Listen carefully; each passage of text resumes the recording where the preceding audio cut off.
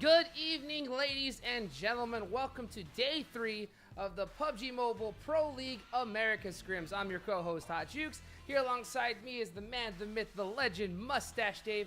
And we are excited to present to you guys some of the best PUBG Mobile esports gameplay that the Americas have to offer. Dave, why don't you go ahead and tell everybody what is in store for this evening? Yeah, what's going on, everybody? Welcome on into the broadcast. As we get things underway, the lobby is currently being set up. Teams are going to be joining. So, this is the format. Every single day, there is a $1,000 prize pool. First place is $700, second place $200, and third place you will get $100. That's the objective for these squads. We have 20 teams altogether participating in the lobbies, with only 16 being able to play in each individual game, of course. So there's kind of like a rotating lobby system going on with the different groups. Same map rotation every single day, and really, that's that. That's that.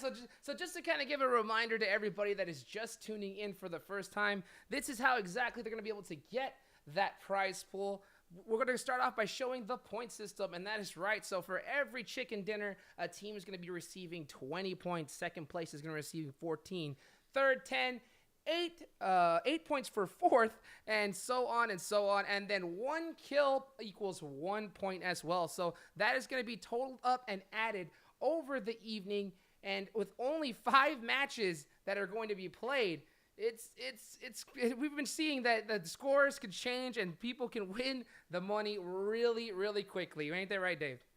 Yeah, that's exactly how it goes here. And I do believe we're getting some information from the admins. I'm just confirming they want us to let the viewers know that there's actually another tournament running. And I think we might have a little bit of time before our matches here tonight start. Getting the confirmation for that here real quick, Hot Juke. So Okay, just wonderful. let you know and everybody else know out there watching.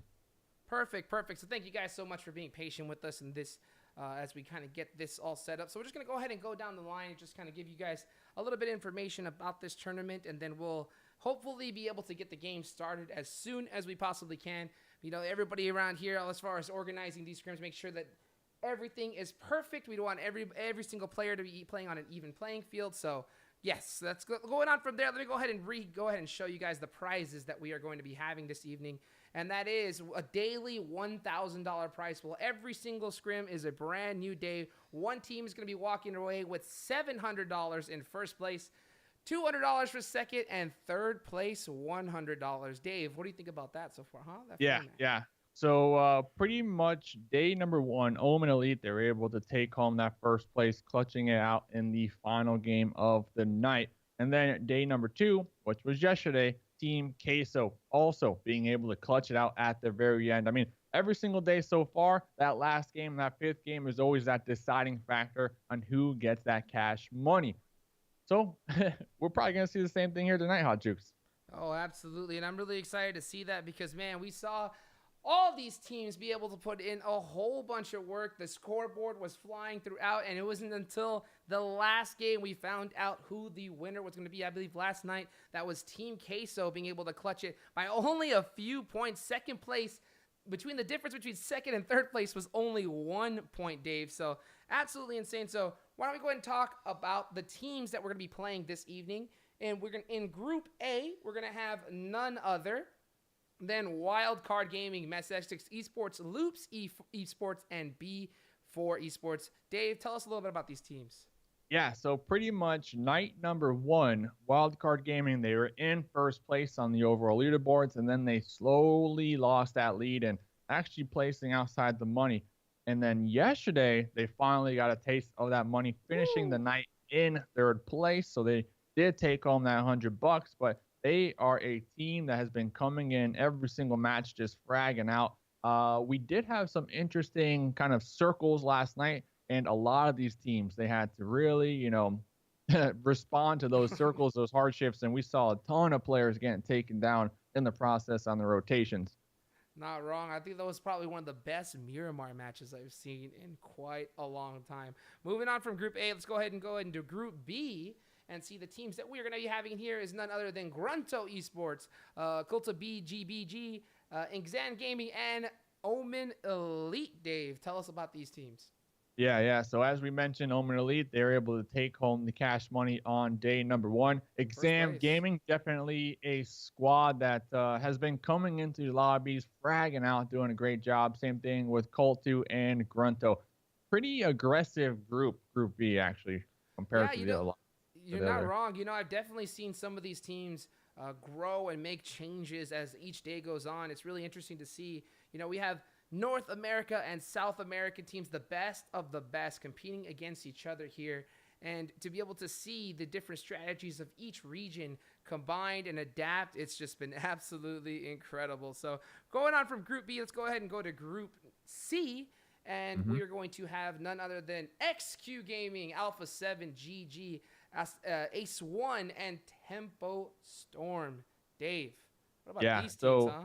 Group C, they're actually going to be sitting out in map number one. And then after that, Miramar, Sanhok, Vikendi, Erangel, they will be playing throughout the rest of the night. But yeah, Tempo Storm, definitely a well-known name within the scene. XQ Gaming, though, they have found themselves in some interesting fights these past couple nights. Yesterday, I believe it was them versus Cloud9, if I'm not mistaken. I mean, this is just an all-around aggressive team, and they're aggressive is right. They're making waves. They're making waves, man.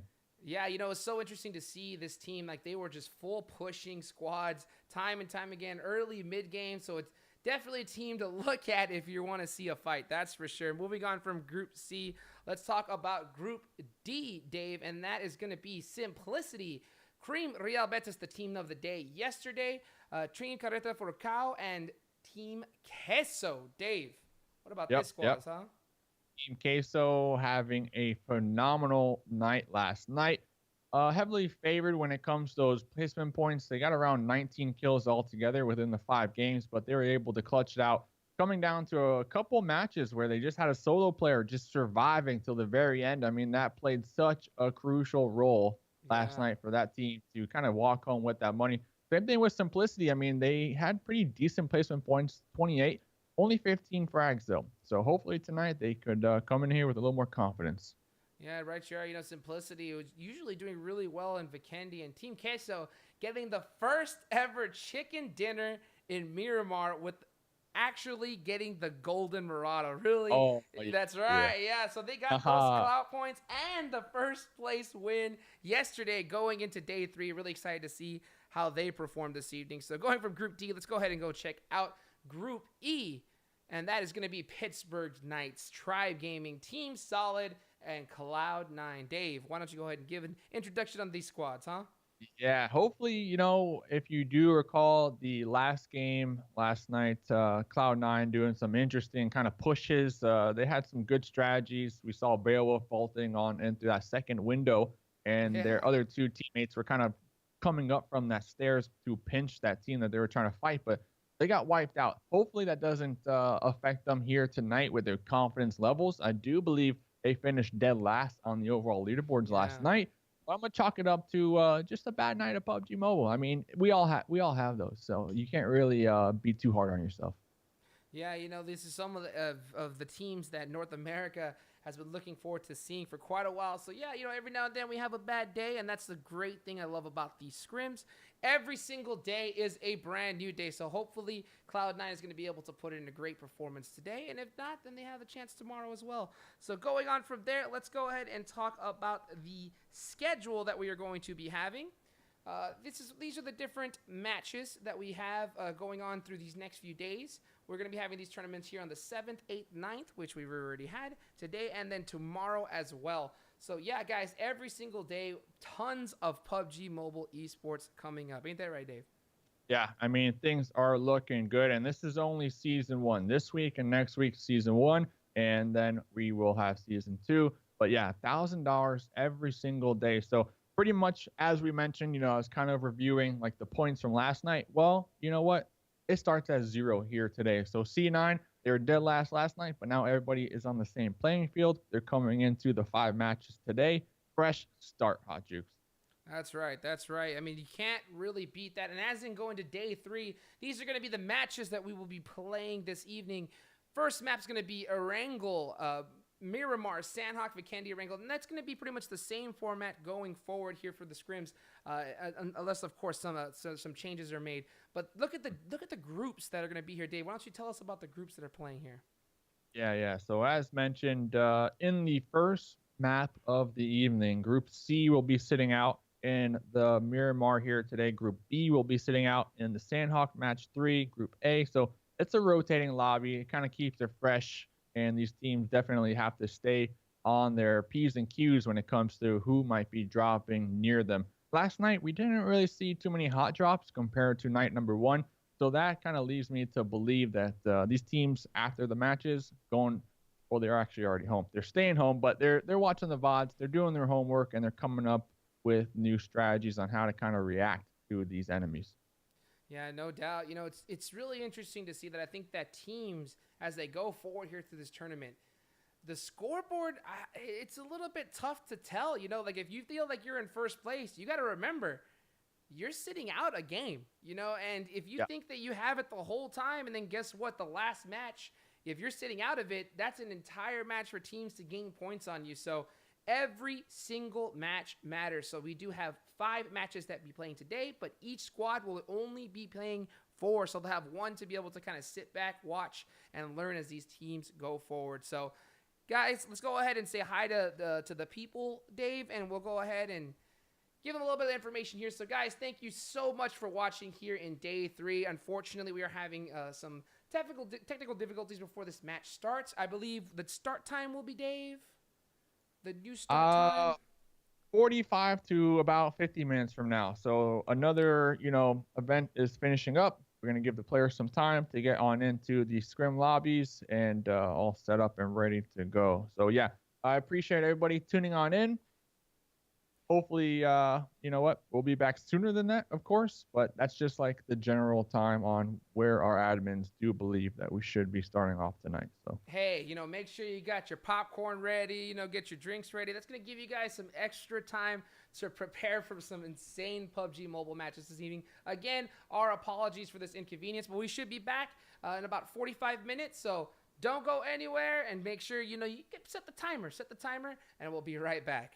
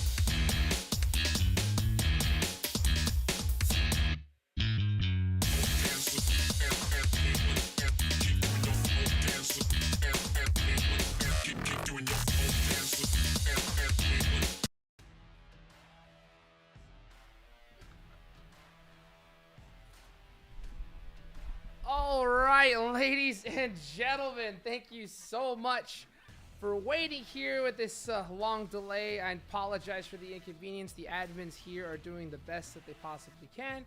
Dave, talk to me.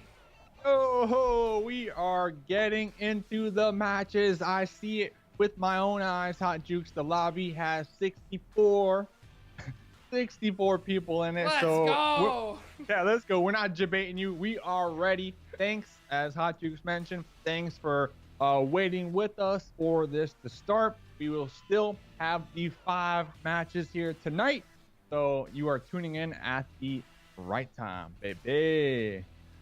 Let's do it. Let's do it. So, hey, while we are still waiting for this to finally get done, and we should be started here in the next couple minutes, let's do a quick recap of what is going on. Let's talk about how these players are going to be getting points this evening in this tournament.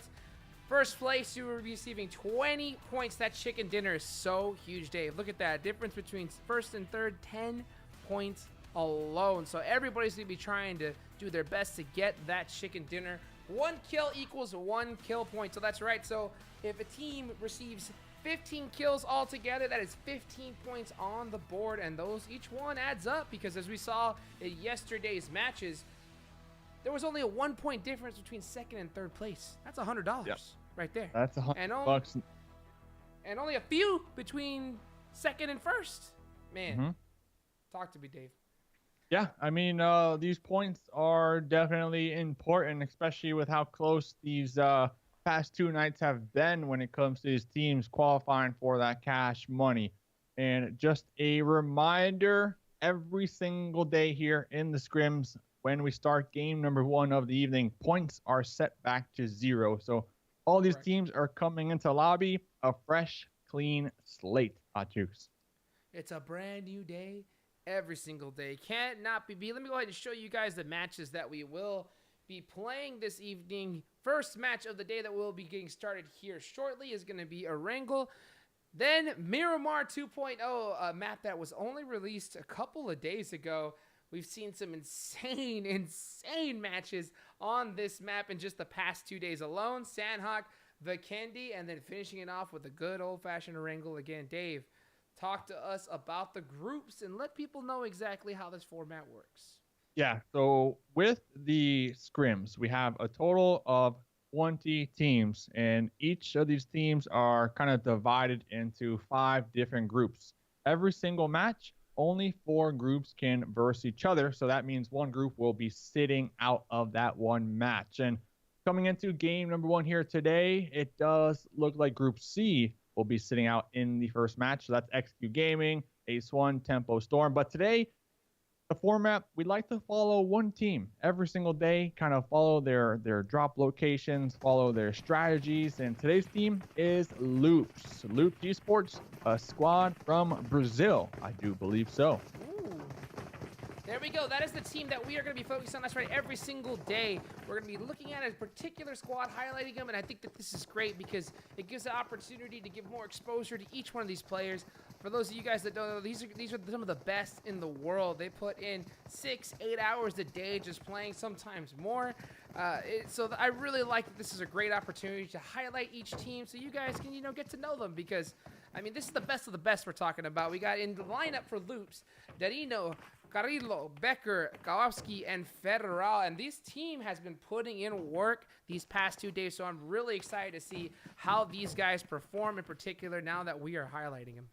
Yeah, I mean, putting in work. Night number 1, they were able to clutch it out with a 5th place with 23 kills. And then last night, night number 2 here at the scrims, they were able to get 4th place with 21 kills, only missing that top 3 by only 2 points. 2 points. Hey, but they got tonight. I mean, if it's the first 2 days were anything to show us about Loops, every single day they place at least 1 placement higher. So they should be getting money tonight.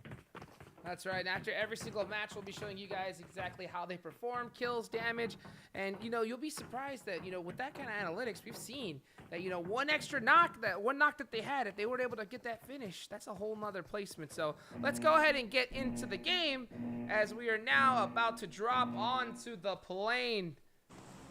Look at this. Oh, okay, a nice, good southern to northern plane path going a little bit to the west side of the map. That is going to leave military base open for these teams to drop, as well as George Full Crates, Chinky. It's going to be interesting to see. So I know that we have some teams like, Omen Elite really, preferring to drop in Milta area. So it's going to be interesting to see where their second drop location is, as well as all these other squads, Dave.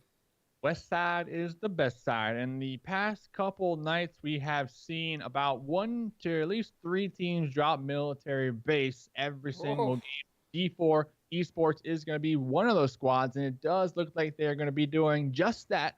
They'll be dropping in their tried and true location. I see Exam dropping as well, and Team Carreta. So we will have at least 3 teams dropping right out of the gate here on military base. Oh, yeah, it's looking like everybody's going to their spot that they know. Team Queso seeming to favor Primorsk, a really good side of the map. This is yesterday's winners. It's going to be really interesting to see how that always works out for them. Primorsk is a really good spot. The only unfortunate thing is that, finding some vehicles there can be tough. You got GRUNTo there taking Ferry Pier. So it's going to be interesting to see how that rotation goes. But, hey, you never know where that plane path's going to drop, Dave. Yep. And let's see. We will see here in just a moment. Team Queso dropping at their tried and true location over there in Primorsk, like you mentioned. And CultuBGBG all the way up there to Zarky, circle number 1. Gonna be pretty decent for a lot of these teams, even if you are one of these squads that drop down there at military base. I mean, you got 2 bridges, you got the water you can swim across. I mean, there's plenty of options for these squads down there to rotate on into that east side. Looks like Tribe will be dropping in the Ross Hawk area. Will we have any hot drops? I recall, I believe, at least on day number 1, Pachinki might have had 2 squads. It doesn't look like that's going to be the case here in our first game of the evening, Hot Jukes. You are right. You are. We got Simplicity over there in North George, C9 in South, and with this western plane path, that's going to leave that eastern bridge open. So, like you said, that's going to be easy for a lot of these teams to be able to move up. It's going to be interesting to see where this circle goes for the evening, as you have CultuBG over there near Zarky, hanging out. There we go. It's always good to see a good little Zarky drop. But yeah, it's going to be interesting to see how this starts off. Yeah. So. Thank you once again, everybody in the Twitch chat, in the Facebook chat, in the YouTube chat, whatever chat you are in, hanging out, watching with your homies, with your friends, even if you're watching the VODs. Well, we are getting into the first game of the evening here, and already looks like we see Wildcard out there in the distance. Are they on the hunt for some early kills? Well, we do see Darius, no helmet, has the M16. Looks like they're trying to regroup up with their squads, getting left behind for the time being. Oh, yeah, he's definitely getting in his cardios for the day. Hopefully one of his teammates can come and pick him up. Wildcard always seeming to favor that drop where they're looking to kind of just go and find a vehicle and move on, avoid from there. Oh, nice slide there. Look at that. Darius hopping in the buggy in style. Good to see there. Now we have Loops Esports, the team that we will be focusing on today. They are the team of the day, ladies and gentlemen, here at Carreta. Now this is a spot that pretty much every pro player I know, when they get the opportunity to go and, playing classic matches, this is one of their favorite spots. So it's good to see that they have here. Just going to get looted up. They're going to have some good solid loot going into the rest of the match. Yeah, so this is the squad, like we mentioned, we're going to be paying close attention throughout their games here today, meaning like where they drop, their rotations, and at the end of every single map, we'll even have some specific stats on this one squad, Loops Esports. So best of luck to our highlighted team here today. I know for the past 2 nights, they have been a squad that we've seen a couple times in the kill feed. We've seen a couple times on the live feed. Like their aggression, it's pretty on point. And hopefully, like I mentioned, 4th place last night by only 2 points. Hopefully they could make it up tonight, especially because they're being showcased and finishing that top cash money, top 3. Yeah, this is a team, from South America that's definitely putting on some really big performances. Myself, I'm definitely interested to see how their play style, how are they adapting to playing against these North American squads. They got a good, solid drop location here, nice and free, so nothing to worry about. And, the zone is favoring them, so this is definitely a map that they can put a big performance on, Dave. Yeah, so we'll see. I mean, we are just getting started, about 4 minutes and 50 seconds into the first map of the evening. Looks like the Knights Jagger out here find themselves in a early standoff with Simplicity Russell. Jagger gonna be smoking this bike, going to be trying to get on out of this area, this cube area. Russell, though, from the Wizard Tower, M4, attempting to take a couple shots over here and get at least 1 point on the board, and it does look like Jagger was able to get on out of harm's way. Jagger playing it really smart right there. Smoked that bike and got the heck out of dodge, because you definitely got to realize, if while you're split looting, if you hear another team nearby there, you don't know where the rest of that squad is. And the longer you stay in your position, that just gives the rest of their team a time to collapse. We saw it all day yesterday. The second a teammate was able to go ahead and find a lonely member, they waited, the whole squad came, and they 4v1'd them. So yeah, it was good for him to get the heck out of there as soon as possible. Oh, man, I hate, you know what? This always makes me nervous whenever we see a full team all just riding deep, riding hot, riding dirty. Oh, yeah. Well, it always makes me nervous, but it does look like 2 of those members from Loops we're going to pop on out. They do have a buggy to work with, and they're going to be the Loops Becker outside the back door, going to be doing a little drive-by action, I do believe, on Russell. So, Russell, this location, I mean, scouting it for their squad, finding themselves in some early gunfights here. I mean, this is a prime location, Hot Jukes. Oh, especially in this circle, it is huge, especially, rotationally. you could pretty much go anywhere you want from there if the zone hard shifts either way, and then plus you will be able to catch some of those teams that, you know, decide to just drive out there without scouting. So yeah, it's a really good spot for Simplicity. Unfortunately not able to get the knock there, but they're in a great position going into the rest of this match. Here we go, another squad that we all know and love. They have a bunch of fans in the chat for sure. Cloud9. Oh, yeah. Last night, not really showing up, you know, finishing dead last on the overall leaderboards. Hopefully, you know, day number 3, they could make that clap back, that comeback, and finish pretty strong and show us what they got. I mean, I gotta say, we were watching them a couple times last night, and I noticed every single time they were kind of forced to have a difficult rotation. Uneven was always that first player kind of called out and thirsted, pretty much forcing C9 to have 3 members, you know. So hopefully tonight they can stay a little closer, maybe do a little more scouting on their rotation so that they don't lose a member. I feel like that was their main issue last night. Yeah, you know, Cloud9 getting last place last night. I'll tell you what, that's definitely not a last place team. It was a big shocker for me, and I think in a lot of their fans. But I'm telling you, going forward, we're going to definitely see them putting a lot of work here. When it comes to scrims, you know, I think that this is a great opportunity, especially being Cloud9. They're going to use any possible opportunity to learn. So if they just realize that, hey, we had some tough performances early on, maybe we just go ahead and start trying some new things and make some adjustments and go forward with there. It's a brand new day. Let's see how they start out. Yeah, brand new day. More money to be made by all these teams. Game number 1, everybody starts off with 0 points. As we said, first place will get you that whopping 20 points. Second place, 14. Third place, 10. And then if you find yourself in 11th through 16th, well, that's only going to be 1 point. So looking on over here, something that we saw last night as well. GRUNTo, they did a bridge camp last night. Looks like they're going to be setting up for another bridge camp here. It was successful yesterday. Maybe these teams went back, watched the VODs, and are aware that GRUNTo likes to do this, and it does look like at least Team Carreta, you know, they're not going to be sending it right across the bridge without scouting.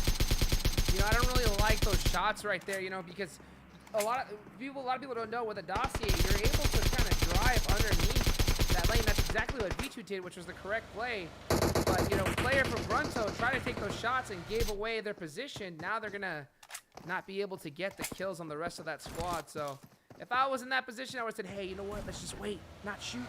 Wait for the rest of them to come and then shoot at them. But hey, you know what? Something to learn from.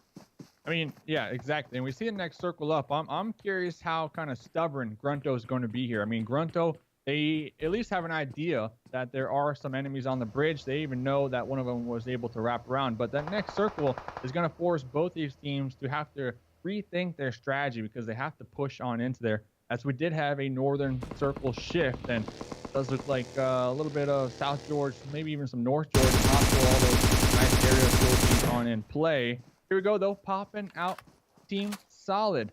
Proza, we've seen him throughout the last 2 nights. Definitely one of the key players from Team Solid, you know, always ending up with a couple kills and a lot of damage every map. Definitely some solid gameplay coming out of him, that's for sure. You know, it's interesting to see, like, GRUNTo there, they had that perfect setup. It's just, you know, a slight execution there. I want to see how they're able to rotate going in because now the zone has shifted north.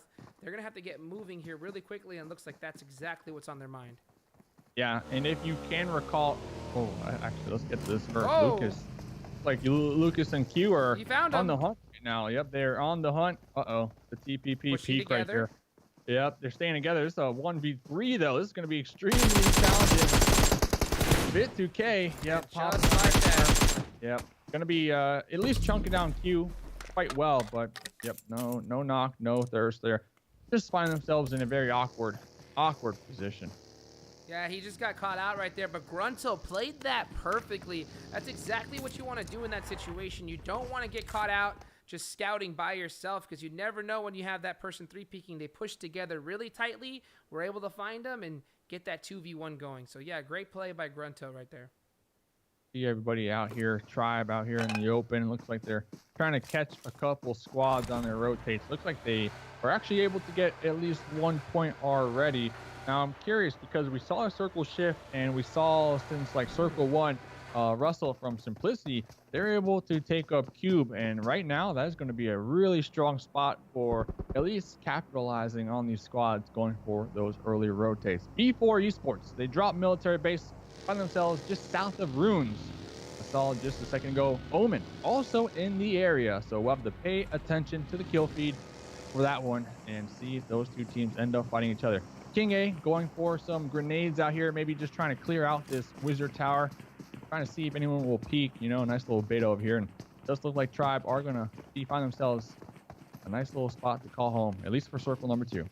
Yeah, they seem to have traded spots with Simplicity. Simplicity opting to go and find another area. Tribe taking this location over. They see those bikes that Simplicity left, so King A just being extra careful just in case, because you never know if there's that one player in that wizard tower going to go and surprise and thirst you. So, you know, really, that's what you got to do. You got to play safe when it comes to this kind of situations. Yeah, playing safe, going for those placement points is the name of the game. Zone shift. Zone shift coming up here in just a second. Will Georgia Pool still be in play? Well, let's see. All right, Gatka. So that's actually really huge for GRUNTo. I mean, GRUNTo, they have that whole southern area pretty much all to themselves. Tribe. There's some great spots still available. Yep. Tons of them. Tons of them. I mean, really, what do you think? What do you think about the Knights up there on Mount Everest? Like, what do you think? Everest is a good spot. Personally, I think if I'm on Everest, I would personally head a little bit further south to those little 2 buildings that are right down there. I think they're better rotationally, especially for that circle. But at the end of the day, I mean, it's all a choice by the IGL. You know, you're safe, you're good, you have a lot of high cover, high ground. So yeah, I don't blame them if that's where they opt to stay. So we'll see.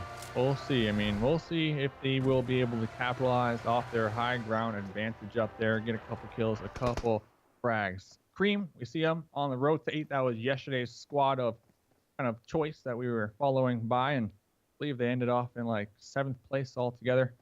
Here we go, though. Out here in the distance, looks like Simplicity are going to be in the sight lines of Mezexis ESports. Mezexis ESports out here with the US, you know, just doing a little scouting. Exactly what they need to be doing right now. You see Vega with that laser sight on. Really interesting play. I know that a lot of players don't prefer to use it, especially in mid-range, but ready to hopefully a close range fight as Luke and Super here are getting into it. One player down. They have the compound. Looks like they're going to be pushing out of the compound uphill. Wow! Party them, but again, the double over here. CultuBGBG quickly trying to make that U-turn, quickly changing their minds on this compound, finding it a little too dangerous. Will be paying the price. 2 other squad mates are already going to be knocked down and out in game number 1. That seems to be a little bit of a misplay from CultuBG. You know, they got that first initial knock, and it looks like the rest of the squad, you know, opted to go for position.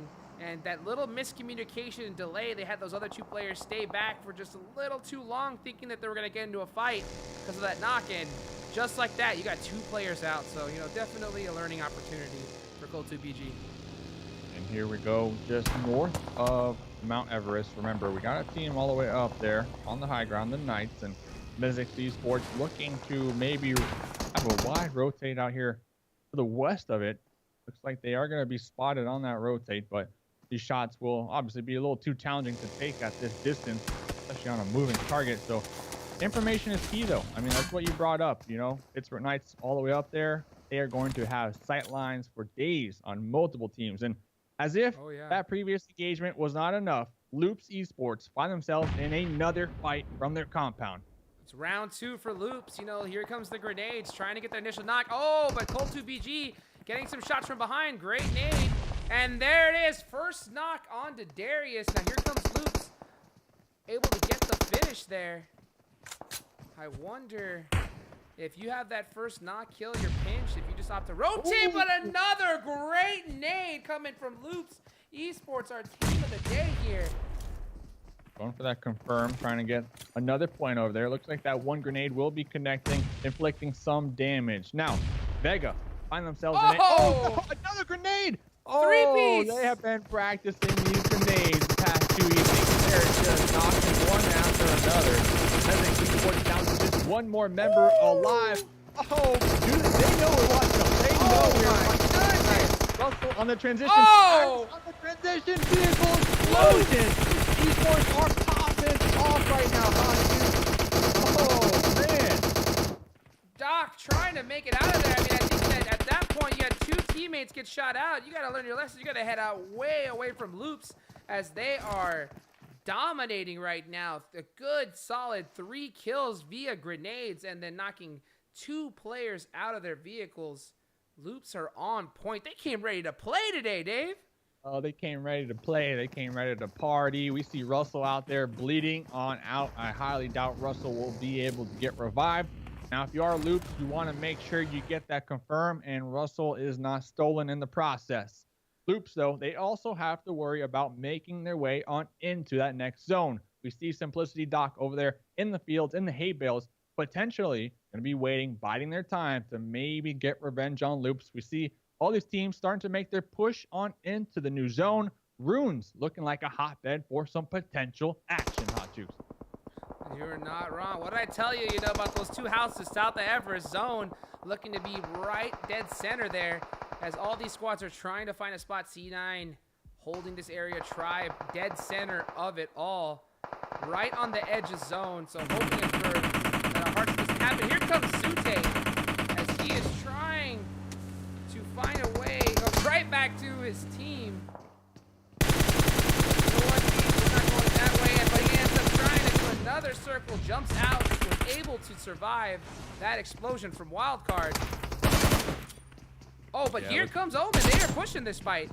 Omen, they're pushing it. Zute, remember, they don't have that vehicle any longer, so they're going to kind of be at a disadvantage. We saw just a second ago, I believe it was Spring kind of holding them down. Oh! What? Right on top of himself. The risky play is going to be paying off, going for that drop shot to confirm those 2 members on Omen. Here comes Zute trying, or at least attempting, to provide that much needed support for that push to the open spot in the process. That leaves just 1 more member alive for Omen. And look at this, as if that fight wasn't exciting enough. Exam trying to get involved right now. So far, 2 kills on the side of Wildcard. Spring will be knocked down now, bleeding one out. Nature down as well. Only 2 members left of Wildcard. Beach knocked down as well by Juicy. The last remaining member for Omen Elite is going to bleed out to the blue zone. And there goes Omen Elite. Beach right now crawling towards Slicky, but Exam, they are not going to let this one slide. Not at all. Slicky trying to get some extra points for his squad. Now, this is, if anybody can do it, it is him. We saw him do it the other evening, Dave. He is laying down right next to this buggy. We can get some more points. And here comes Loops VeneRated driving to the wrong spot as CultuBGBG was already laying down there. Both of those members are now down. Loops finding a new spot at this house just south of Everest. And they're pushing together as a squad. Exactly what they should be doing. Trying to clear it out, but here's B4 in a good position here. A lot of angles as well. Oh, big nades. Rose is going to come in clutch. Guarantee it. I guarantee it. Looks like B4, you know what? They're going to be in the circle. Both these teams are in the circle. Looks like Mick was attempting to kind of get the flank onto Loops, but Mix might want to rethink this one because this area is one of the only spots of hard cover in this new circle, so it will 100% be third party here in just a moment. Loops using these vehicles as cover, find themselves pinched down in that corner, trying to do everything in their power to avoid being grenaded by B4 Esports right now, but B4 Esports are not happy about their new neighbors. They are playing really close together here. Really dangerous territory. 1 nade, and that is going to be devastating for Loops as they try to hold on here. Looks like they're opting to just kind of wait as this zone is set up for them. Pre-mauling, trying to say, hey, stay away from us. What happened there? Oh, no.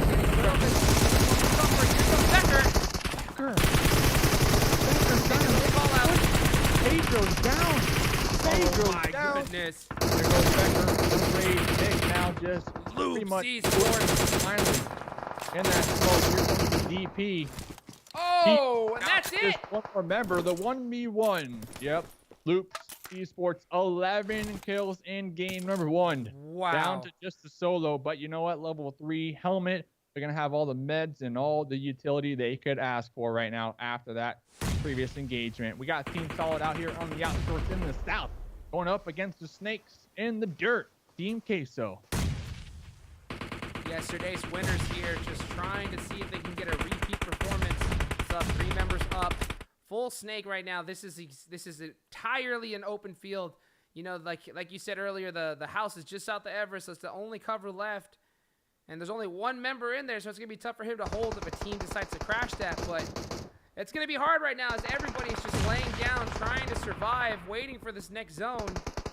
As it's dead center. Solid in a great position to win this match. Good laydown shots coming out of right here. Good pre-firing. Trying to catch somebody. We've seen Reezy kind of pull this strategy off at least the past 2 evenings. Always kind of that last remaining member, that insurance policy for Team Solid. So already setting themselves up, making sure that they are in cover behind these 2 vehicles. We do see over there right in front of Reezy, looks like Axel and both Marco might have been tagged in the process. This 2-2 split for Team Queso. Hopefully it pays off for them. Now, Team Queso are not in this next circle.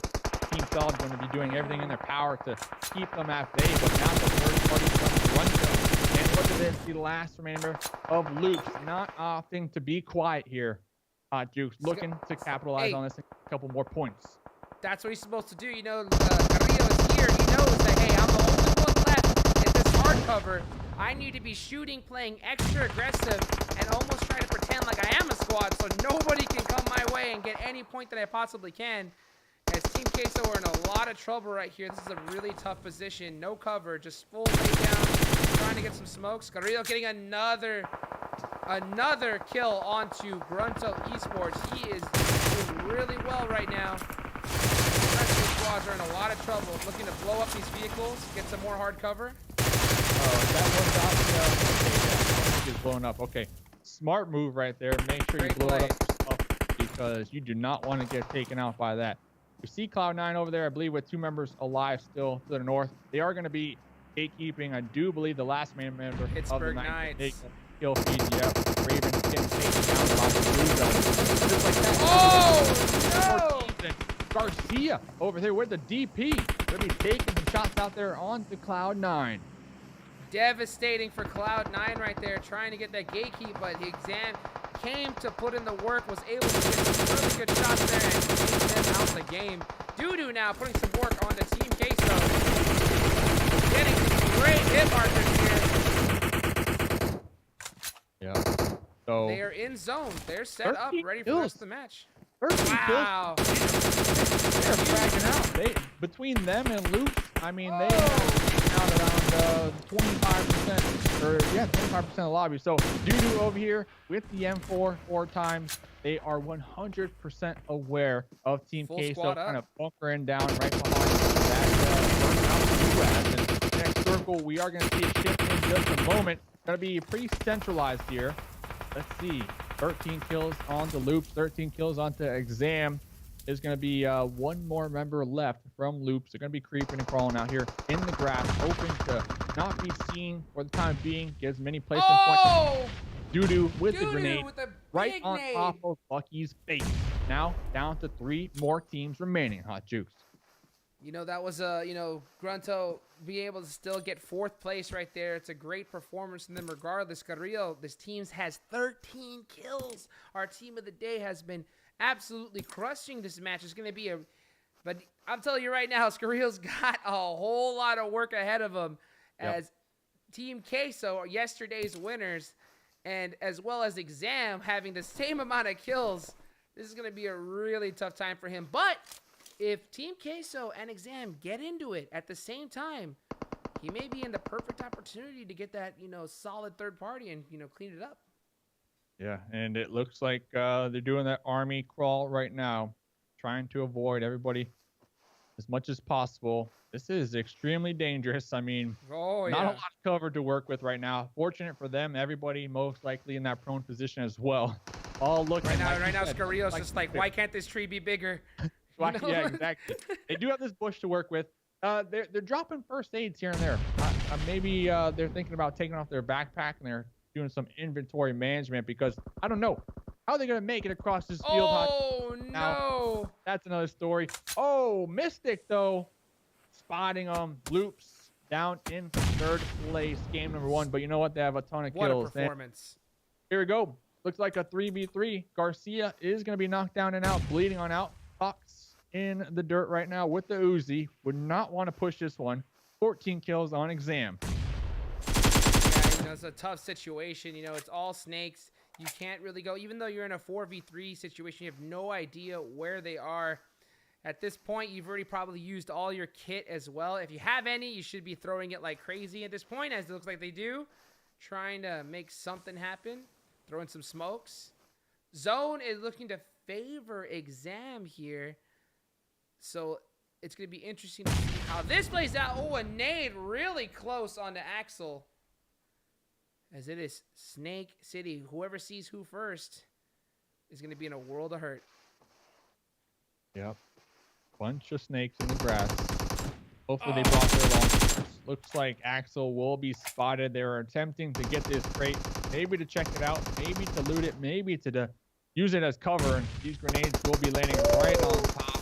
Yep, causing a 2v3 right now. And Garcia, remember they were knocked down and out just a couple moments ago. They are going to survive. But Mystic and Marco from Team Queso, not trying to go out like some chumps right here in second place. They are putting in the work, leaving just Garcia, the last remaining member alive for Exam. So now the tables have turned. 2v1. Garcia trying to pull back. Will they go for the revive? This could be extremely dangerous, especially with Marco and Mystic slowly but surely making their approach over here. They have to know. They have to know the revive is a potential play from Exam. And they have to have an idea that there's only one up left. But you never know with a big grenade here. Is it going to be able to pop off?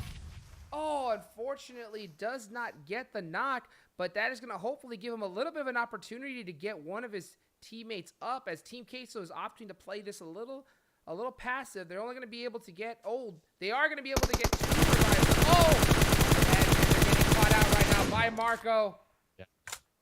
That would have been huge. That would have been huge if they were able to get away with that. But Marco, kind of suspicious with these smokes over here. Looks like Garcia is attempting to revive Dudu, and you see the spray, just the random sprays happening right now from Team Queso. This is exactly what they should be doing, trying to affect as much damage as possible. They might not be aware where Exam is in the grass, but you know what? They have a general idea. And here we go, going down to the final wire. Blue Zone will be pushing, will be forcing these players to get extremely close to one another. And my goodness, how Garcia, that one revive so clutch, making this a 2v2 now. That was huge. Yeah, Team Queso, unfortunately, I don't think really opting to play it just more passive, in that situation. They had a couple opportunities. Huge advantage. Garcia getting the knock on the Mystic. Marco getting recruited after the 1v1, and Exam wins it. Garcia coming in clutch right there. I mean, Garcia MVP right there that game. They got revive after revive after revive, and they were able to get the final game-winning blow. Regardless, though, Team Queso, phenomenal game. Loops. I mean, they're on something else here tonight, Hot Chooks. They are doing so well in game number 1. Yeah, they were popping off. 13 kills to their name. That's a huge performance. Exam, though, with 17 kills. Abs and the chicken dinner. That is so far the most kills with the dinner in the entirety of these scrims. That is a massive performance and gonna launch them to be the huge favorite to win the rest of today. But man, it is an absolutely great first game. Team Queso did a great job right there. Unfortunately, just right at the end, having that kill tracking is so huge, because if they were able to realize that they had that 3v1, maybe stand up, but also you just never know where that one player is, so you can't really blame them either way. Great performance regardless. Wildcard, a team that we've been looking at that's been doing really well in 9th place, Tribe in 8th, CultuBGBG, and yesterday's team of the day, Cream, getting in 12th. So yeah, really interesting to see how they did. Let's go ahead and take a look at the scores, Dave, to see exactly how that moved up right here. And right now, In Theo first just place, fighting. none other than Enxame Gaming. 37 points, Dave. Are 37 points. you kidding me? Yesterday's No. first place, I believe, only had 50. I mean, every single team, they only get to play 4 out of 5 maps. And, you know, Exam coming in game number 1 with such a huge, you know, point gain. Hopefully they can maintain that here tonight. You would love to see them finish in that top 3. That would be great. Obviously, Loops also playing out of their minds in game number 1. Team Queso, they won last night. You know what? That first place last night, that $700, that could have been maybe the start of Team Queso and their domination of the PMPL Americas Scrim lobbies. I don't know. Oh, yeah. You got to keep our eye out for these 3 squads, especially after their game 1 performance. Dude, right now, it is all South America currently taking over this leaderboard in the top 4 positions right now. Man, I'm really interested to see how that's going to work out for the rest of the evening. Exam are definitely in a great position. That is for sure. Let's see the rest of the standings. In 11th place, we have Mezexis ESports in 11th place, CultuBGBG in 12th, Omen Elite in 13th, having a little bit of trouble starting off, Simplicity as well. So I know that a lot of these squads are going to be wanting to come back strong in the rest of these matches. Now remember, ladies and gentlemen, 17th, 18th, 19th, and 20th place, these squads have not played yet. They took a break. They were able to watch this game from the side, so they still have 4 more matches left to play. And the next one, Dave, that's Miramar. Miramar 2.0. Hey, when in doubt, snake it out. I see a couple people in chat spamming that, and they are not lying.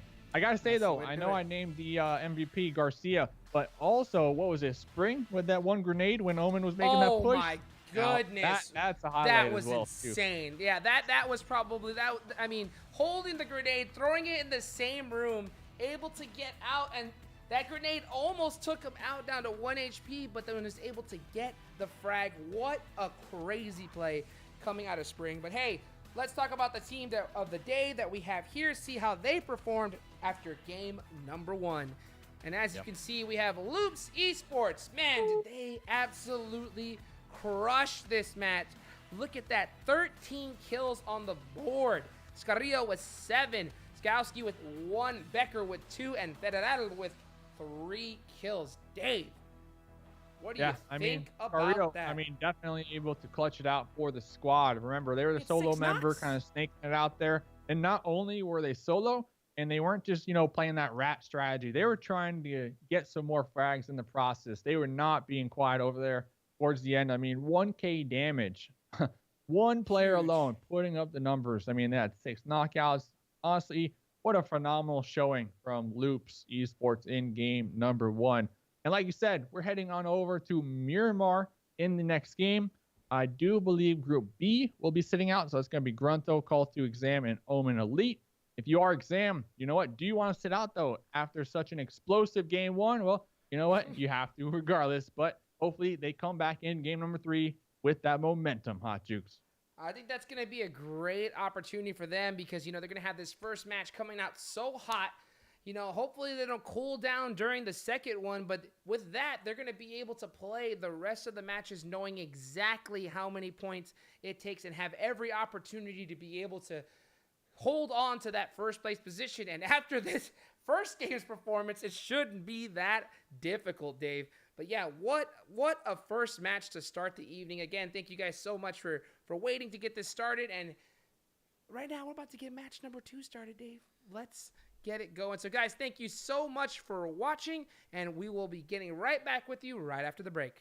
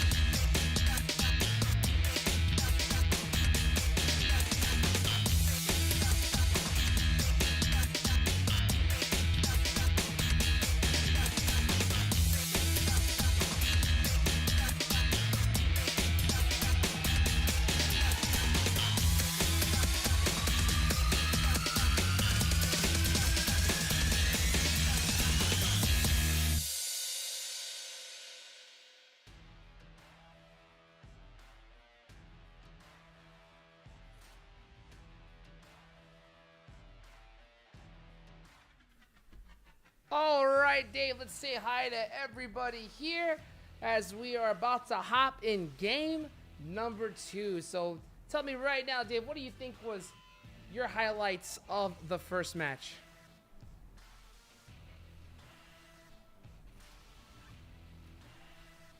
Hold on one moment. As we're having some audio issues, ladies and gentlemen. Give me 1 second as I try to get this sorted out.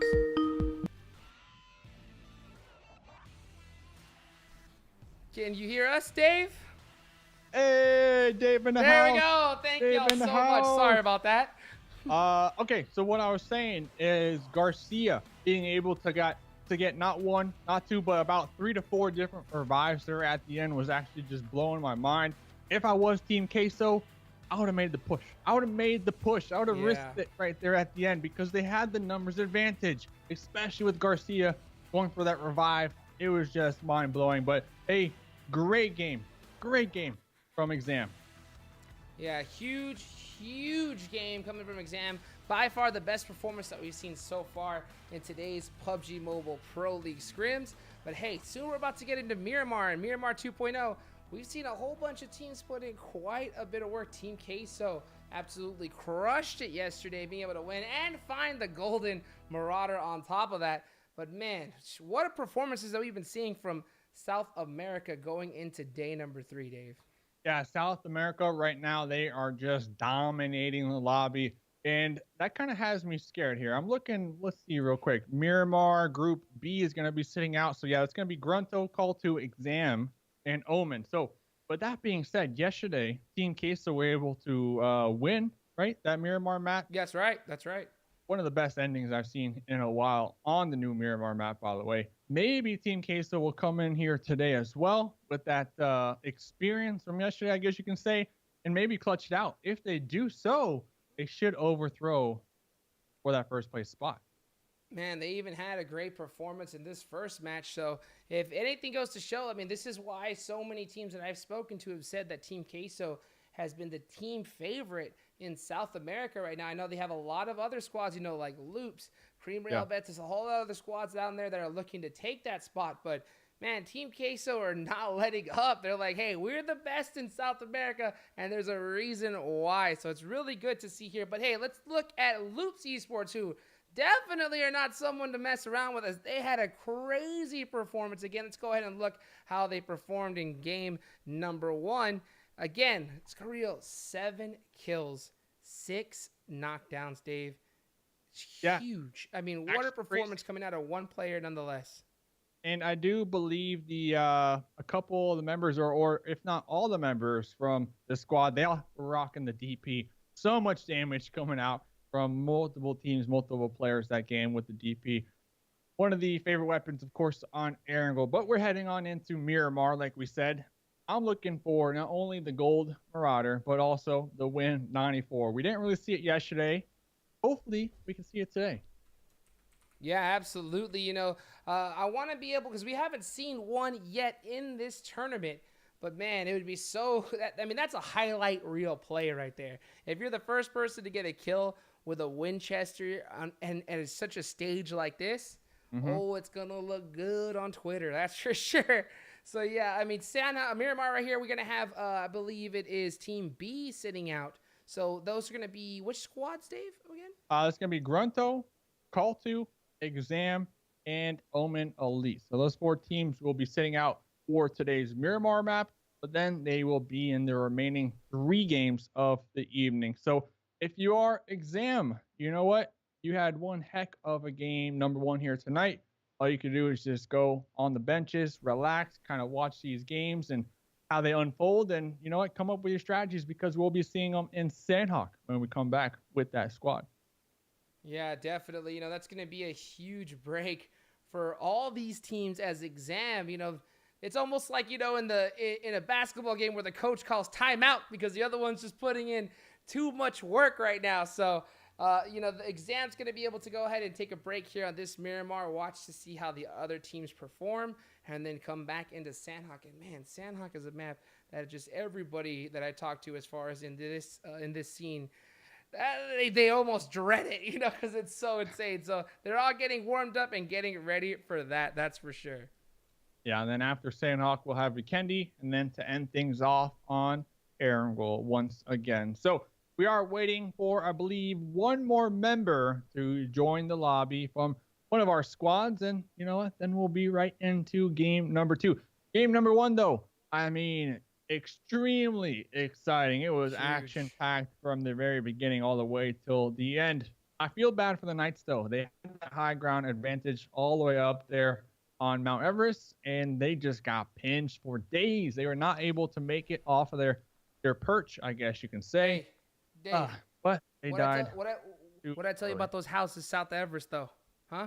Did I not call it? The zone. Yep, Dead center onto it, man.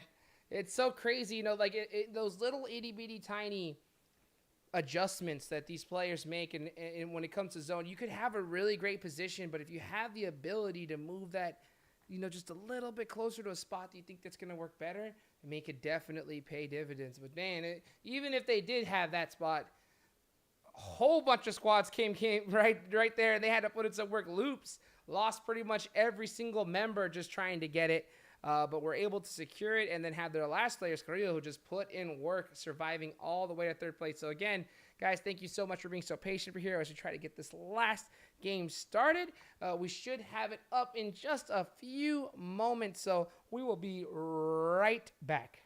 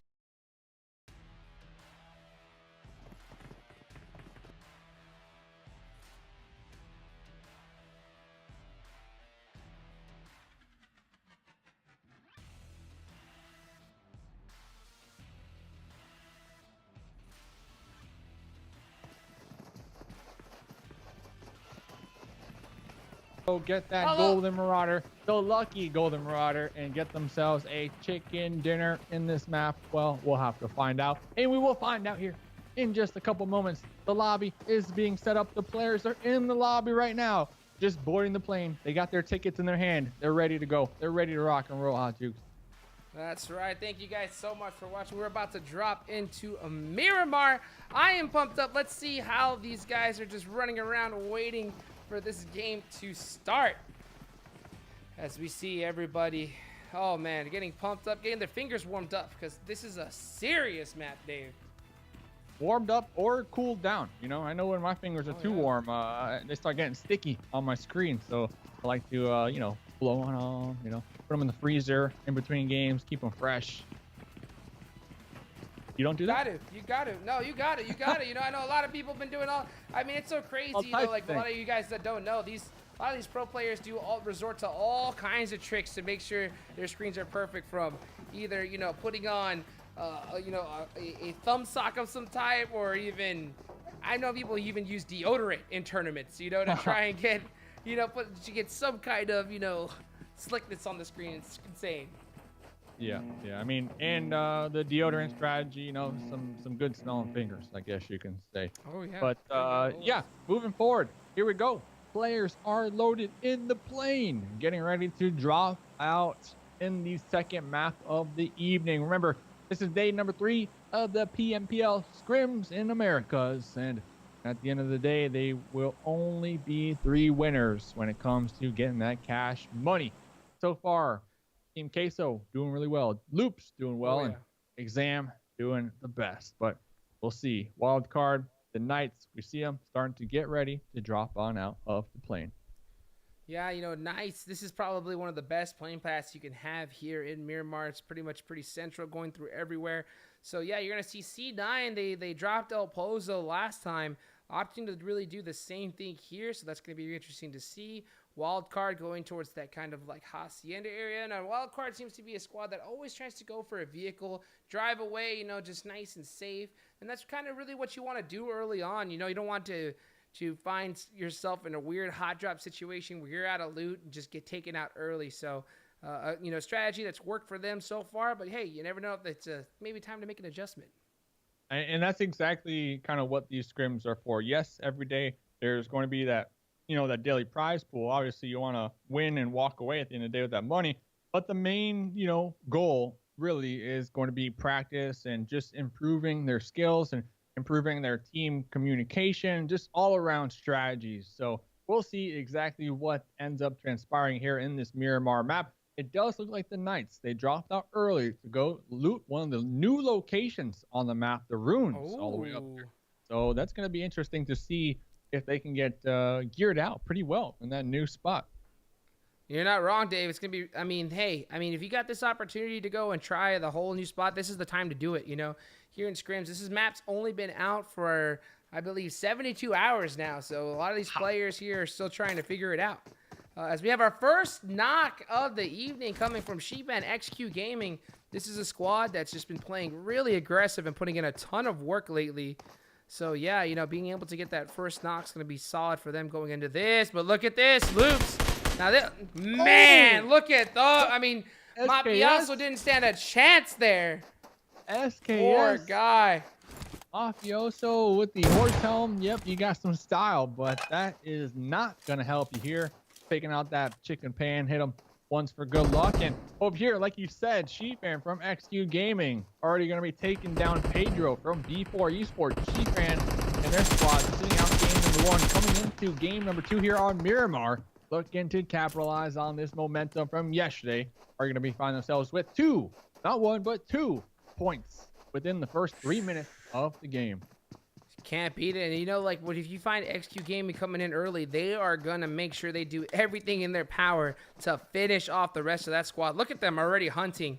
You know, it's really interesting to see them hunting kind of separate. That's pretty dangerous because you just really never know if there's that one person in a closet or hanging around. And if you get knocked, you're going to get thirsted. So it's going to be interesting to see how they decide to push this. But, yeah, I mean, look at Loops Carrillo. This man's dangerous. He busted out that SKS, and he got that knock instantly. So That's going to be even more confidence added to after their first game performance.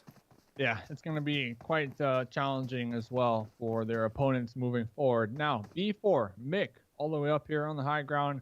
They were extremely spread apart from their other 2 members of B4. And you know what? They're going to pay the price. Already losing those 2 members early on to XQ Gaming. Wow! 9. Didn't really see much from them in game number 1, but Pyra going to be peeking on up over that little ledge right there with the M4. Will be connecting onto Mateos. A grenade right in front of Pyra. Pyra will have the opportunity to kind of go on down there. And look at this, though. The wraparound from Beowulf. So, P9 definitely was something to pretty much prove here tonight, especially after my goodness last night. Adder with the grenade to kind of clean this one up. And Team Carreta down to just 1 more remaining member so far. If you are Cloud9, you most certainly know they are going to be pushing this one, trying to flush this last remaining member out and get that additional point here. Oh man, if you're Team Carreta, you're gonna be team get the heck out of there right now, and unfortunately, it is not gonna be easy. As Sagween's just trying to lay down and not make a noise. Is he gonna act? He may actually try to go for these shots here, as he does have a sight line on Ader, but that pole is right in front of him. Ader's baiting this too. That is gonna be tough. Shots. Yeah, you know, it's a decision that you have to make there, because the second you get the shots and you get the knock, you'll get the kill, but the rest of that squad is coming for you, because they know that you're the only one up. So, ladies and gentlemen, this is the 3rd time ever to see the new Miramar 2.0 map played here on the competitive scale of things. Oh, he knocked Bayo. They should be able to get the ride and finished him, and he knocks Bayo, Pyro too. What is actually What is going on? It's a 1v4 down there. It's a 1v4. Insane. And they are getting the knocks. We don't see the thirst, though. We don't see the thirst in the kill feed. But... a thirst on the Pyro? Oh, no. As I say that, Pyro is going to be thirsted. We're over here watching this fight real quick, though. Wildcard looks to be attempting to make a push, make a siege right now onto Team Queso. Team Queso, they do have this compound for hard cover. Once again, Team Queso with that Golden Marauder, the good luck charms that won them yesterday's games. Over here. Looks like one of the members from Wildcard are trying to blow up this Golden Marauder. Acer all the way down there to the south of this will be catching Axel off guard, taking them down and out. I mean, Axel is just so spread from their squad mates who are in this hard cover. Very interesting play from that individual. And here comes Slicky for the cleanup, for the confirm. Yeah, Acer there had that really good off angle.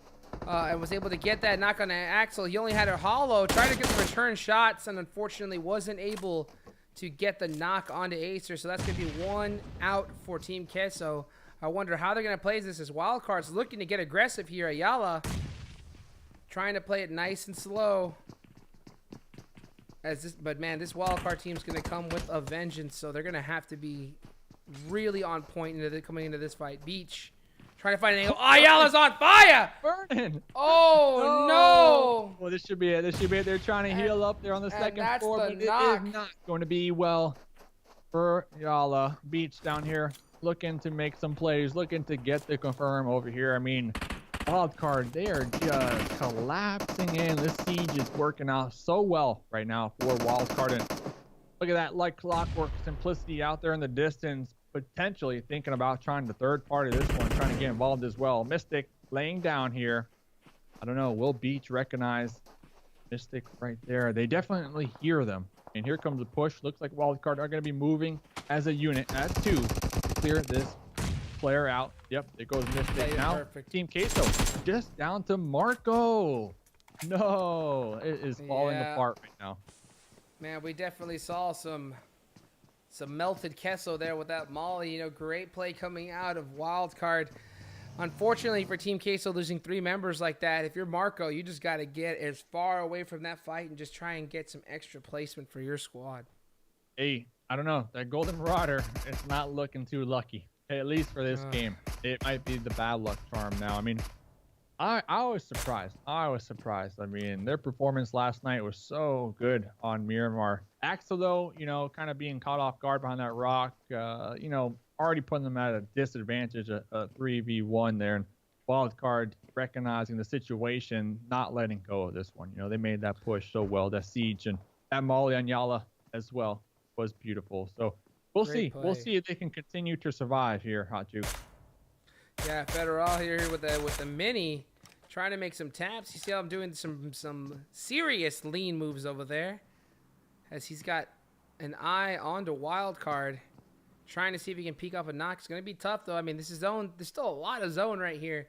So it's going to be tough to see people really trying to get into some serious fights. We got Cream outside of zone trying to get in. And look at this. I mean, dead center zone, Dave. You know, this is going to favor quite a few teams. So it doesn't look like it's going to be too tough. But, man, Cloud9 losing 2 members like that off the bat, that's going to be a huge loss for them.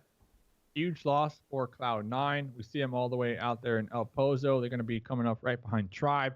Now, this circle, though, definitely going to be favoring Marco for the time being. Remember, they're the solo member for Team Queso. All they want to do right now is just survive. So being dead center, that will just buy them some more time. That's if Wildcard don't opt to kind of push them out and clear it out and make sure to get that confirmed. Marco running out of cover right now into the fields over here, trying to evacuate the area as quick as possible. Retreating. Hopefully they don't get third party in the process. I mean, this is so dangerous. Acer looks to have gotten taken out from Wildcard, so that's going to be 1 member down from them. V4 and Tribe getting into it on the kill feed as well. You know, this zone is pretty centralized. All these teams are really close together, so if anyone's trying to rotate in or make movements, they're going to get spotted and shot at. And that's the tough part about Miramar, Dave, is that you need a vehicle going through it, but once you start getting later and later into the game, you drive, you are gone, because every single squad is looking to shoot at that vehicle and spray it down instantly. Well, you know what? They're not going to be looking for that Gold Marauder. That thing is out of here. That thing was spoken a couple moments ago. We did see that one player we were just watching utilizing the new addition, the Tainted Sight, something you like to see. We saw a little bit last night as well. Some players being able to utilize an M4 with that 4 times and that Tainted Sight, that quick swap, definitely help in those close combat quarters. Over here, we got the Knights. Kind of a 2-2 split going on here in the foothills, overlooking what looks to be Luke Esports all in that compound. I see Seagut out there as well. Seagut looks like the Lone Ranger right now for Tribe, kind of split from their squad. Now, Raven doing everything they can right now to get as much information as possible. This could be dangerous, though. They definitely hear some shots coming from this compound. Loops going to be in the hardcover for the time being. Yeah, you know, you got Loops pretty well set up here. Pittsburgh Knights are right on top of this hill, getting all the information that they possibly can going into this next fight. If I'm them, I'm not really trying to shoot or make noise, because you just don't want to really give away your position just yet unless you have to. But, man, you got to watch out. Federal's on top with that mini with an 8X. He's going to have a huge advantage when it comes to optics going into this fight. Yeah, and the mini, I mean, it's a laser. Let's just call it what it is. It's a laser. I mean, that thing connects. So we'll see if they will be able to utilize that moving forward. Raven might want to regroup up with their squad mates who have looked to have repositioned over there into a more centralized position. J7 out here with the buggy. Yep. This is interesting. I mean, what's your take right now on the Knights? I mean, they're kind of split. I think they're just trying to get as much intel as they can, trying to cover as much ground, which is okay. But, man, it's going to be devastating if you have a team roll up on you right now. But in this kind of position, usually at this timing of zone, right now, everybody should be getting in a vehicle and already start driving. That's really what you should be doing. You know, because right when this zone pops, you already want to be on the move into a better spot. See, like if you're PK, you're now outside a zone. You're going to have to go ahead and crawl in, and it's either where they're holding at, it's going to be tough to get anywhere further in than just kind of holding that kind of edge. But you never know. They might try to go ahead and just full send it in, which like it looks like they're doing right now, but they're going to have a lot of squads to compete with. But, you know, if you do it early enough, it's a little bit easier because there's going to be tons of vehicles driving in. Yeah, especially with San Martin right smack in the middle. I mean, all those compounds, all that cover pretty much is going to be one heck of a journey when you come into rotating. And we do see Marco over there. Marco might have been taking some shots. Remember, Marco is the solo player for Team Queso. Their main objective right now is just to survive. Looks like J7 will be making the breach onto the wildcard compound over here. Jagger getting a little too risky over there. Oh, snap. J7 was safe. Why not pull up with J7? They are just itching to get as much Playing information aggressive. as possible. Yeah, very aggressive. They are lucky to be alive, honestly, right now. If I was Wildcard, I would have opened up and just sprayed right there onto Jagger, but looks like Wildcard, only 3 members here, getting ready to defend against the siege from the Knights. Oh! Big nade to open up the fight onto Slicky. Pittsburgh Knights are looking to push this very aggressively. A couple more nades. Gonna open up the fight a little bit. Spring doing his pre-nade that he's been doing so well with. Beach getting a great knock off the start and the finish. Securing that point no matter what. Oh, Beach! Handling business right now with that scar from close range. Taking out a couple members of Knights. All they need to do is toss out smoke. Yeah, they need to toss out smoke, especially after Beach getting that thirst. Like, that's gonna be it for the Knights. They're done. That's it. That's it. He took him out. Wow. What a performance. That was, I mean, he was the last one up. Absolutely made it happen for his team right there. Huge, huge play coming from Beach. Yeah, I mean, a couple kills right there. They're going to have some nice loot. They have a nice little compound for the time being. Russell was watching that whole engagement kind of erupt the whole time, relaying that information back to his squad like, yeah, there's a fight going on over here. Do we want to push it or do we just want to stay within our comfort zone? And looks like they're going to be doing just that. I do believe this is Alpha 7 GG's first game here of the night. You see one of their squad mates out here in the middle of the desert, just kind of waiting it out and hoping that they aren't going to be spotted in the process. Now, Beach, 3 kills. Yeah, huge play for Beach. I mean, we saw Slicky. They were the first member from Wildcard. They were knocked. And that's pretty much when the push from the Knights started to erupt. But Beach able to... And that was a 3v4. That was a 3v4. Oh, not really. That was a 2v4. If you really think about it, because Slicky was down first.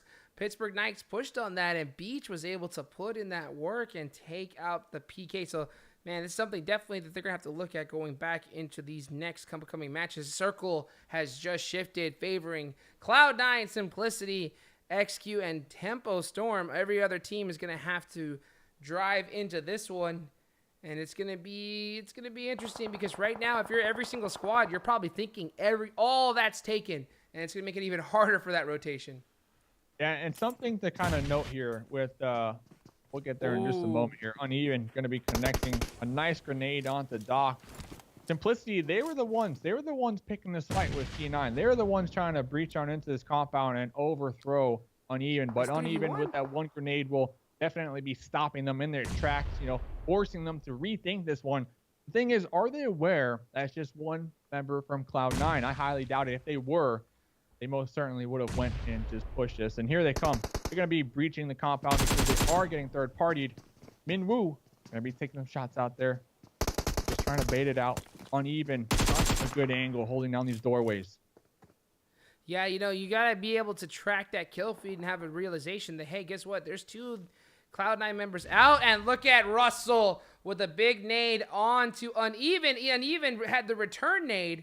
But, yeah, unfortunately, the rest of his squad, they're gone. So he's going to be finished right here as Simplicity gets up their last member. And that's going to be some good loot for Simplicity as Cloud9 was hanging out in El Pozo. So that's going to help him a lot coming out of this fight. But, yeah, Hacienda kind of zone here. This is a tough area. Tough area to have a final zone in. So let's see how Simplicity finishes it out with only 3 members. Yeah, and that's kind of the tough area. That's kind of where I was going with this. Like the new Miramar, there's an addition to a couple new buildings here and there. And this is only the 3rd day that these teams are playing on it. So some of these crashes that they were used to before, one new building can block important sight lines. So there could be a difference between life and death. And I feel like a couple of these teams are finding that out firsthand. Look at this nice little grenade battle happening right now with Tempo. Tempo, little split right here, but they're all just going to be tossing out their grenades, trying to inflict all that damage, trying to gatekeep Cream. Cream will be within the new circle. Looks like they have some cover to work with for the time being as well. But if you are Cream, your eye is on the prize. Like, you have to take out Tempo if you want to continue to survive, because to the north of this, Ace are looking down here as well. Tempo doing exactly what they're supposed to do in the situation. You know, they're just making it difficult for Cream to try and rotate in as this zone is going to be able to push them. Tensa getting the spot. Gets the first knock, but here comes the third party. devastating for Tempo Storm as Ace has Hacienda held down right now. All these squads are going to have to hit the deck and reset. Tough break for Tempo as it looks like they were just starting to open up that fight. Yep, Tempo, maybe biting off a little more than they can chew right there. Not really taking into consideration the ability for the third party from Ace, but definitely finding out really quickly. Rain, that is, from Tempo, already find themselves in a new position. Of course, they're going to be calling their squads to group up on that. Next circle is going to be a hard shift down to the south. We have 8 solid. We got Alpha 7.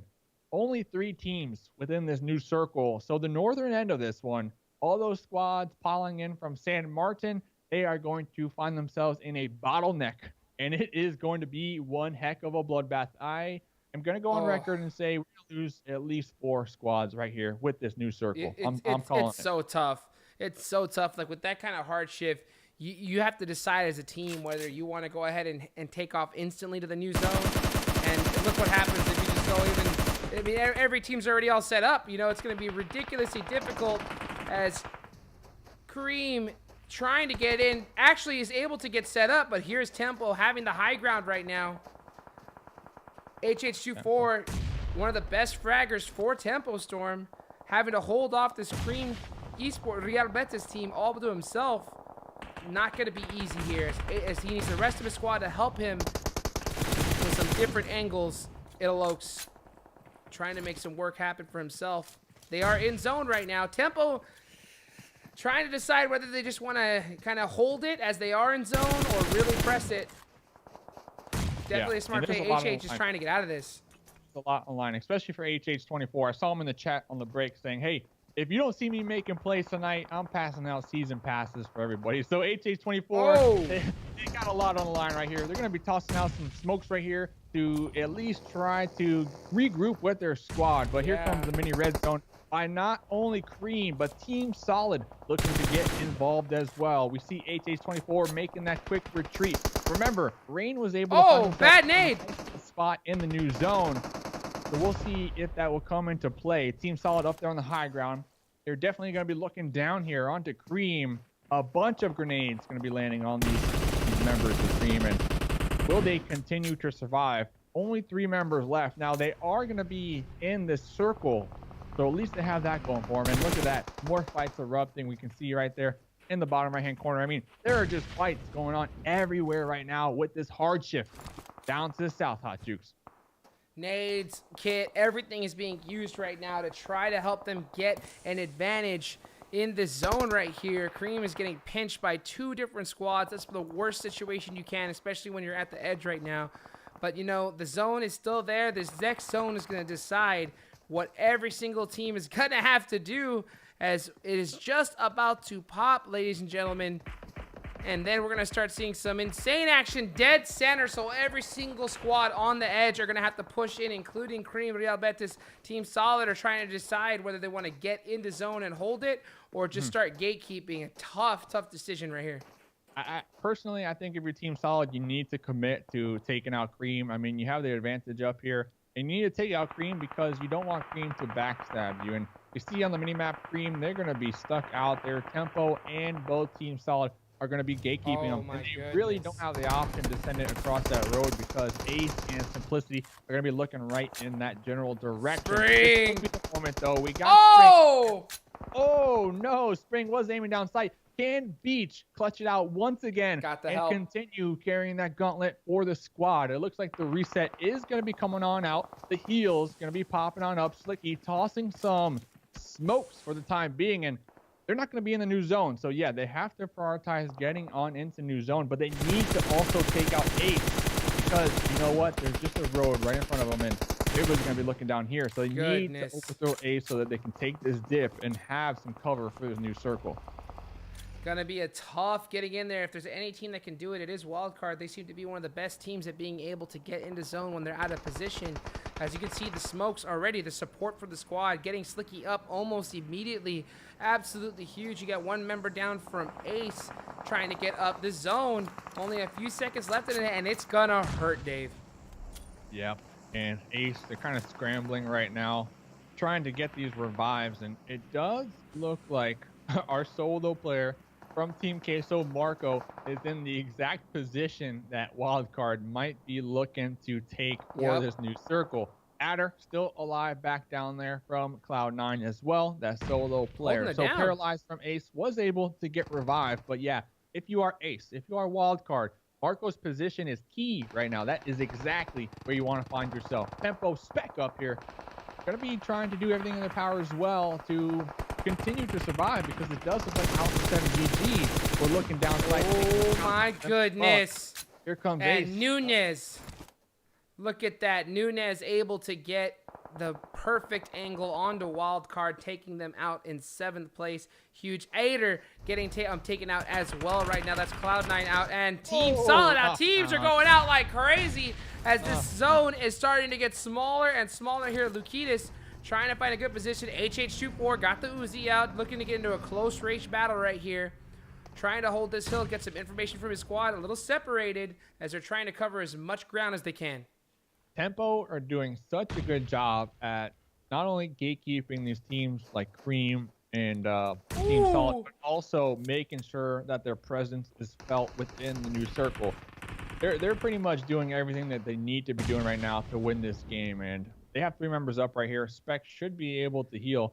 Rolex from Alpha 7 is going to be holding down, I do believe, Spec right here.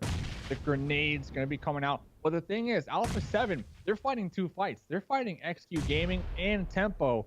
That might play into factor on if they can win this one or not. So we'll have to pay attention to that, because they're tossing out so much utility right now, especially these smokes. I mean, these smokes are going to come in such a clutch play moving forward. So we'll see what they can end up doing here. Looks like Mid-Tech is Alpha 7. A little closer with They're in the buggy. zone.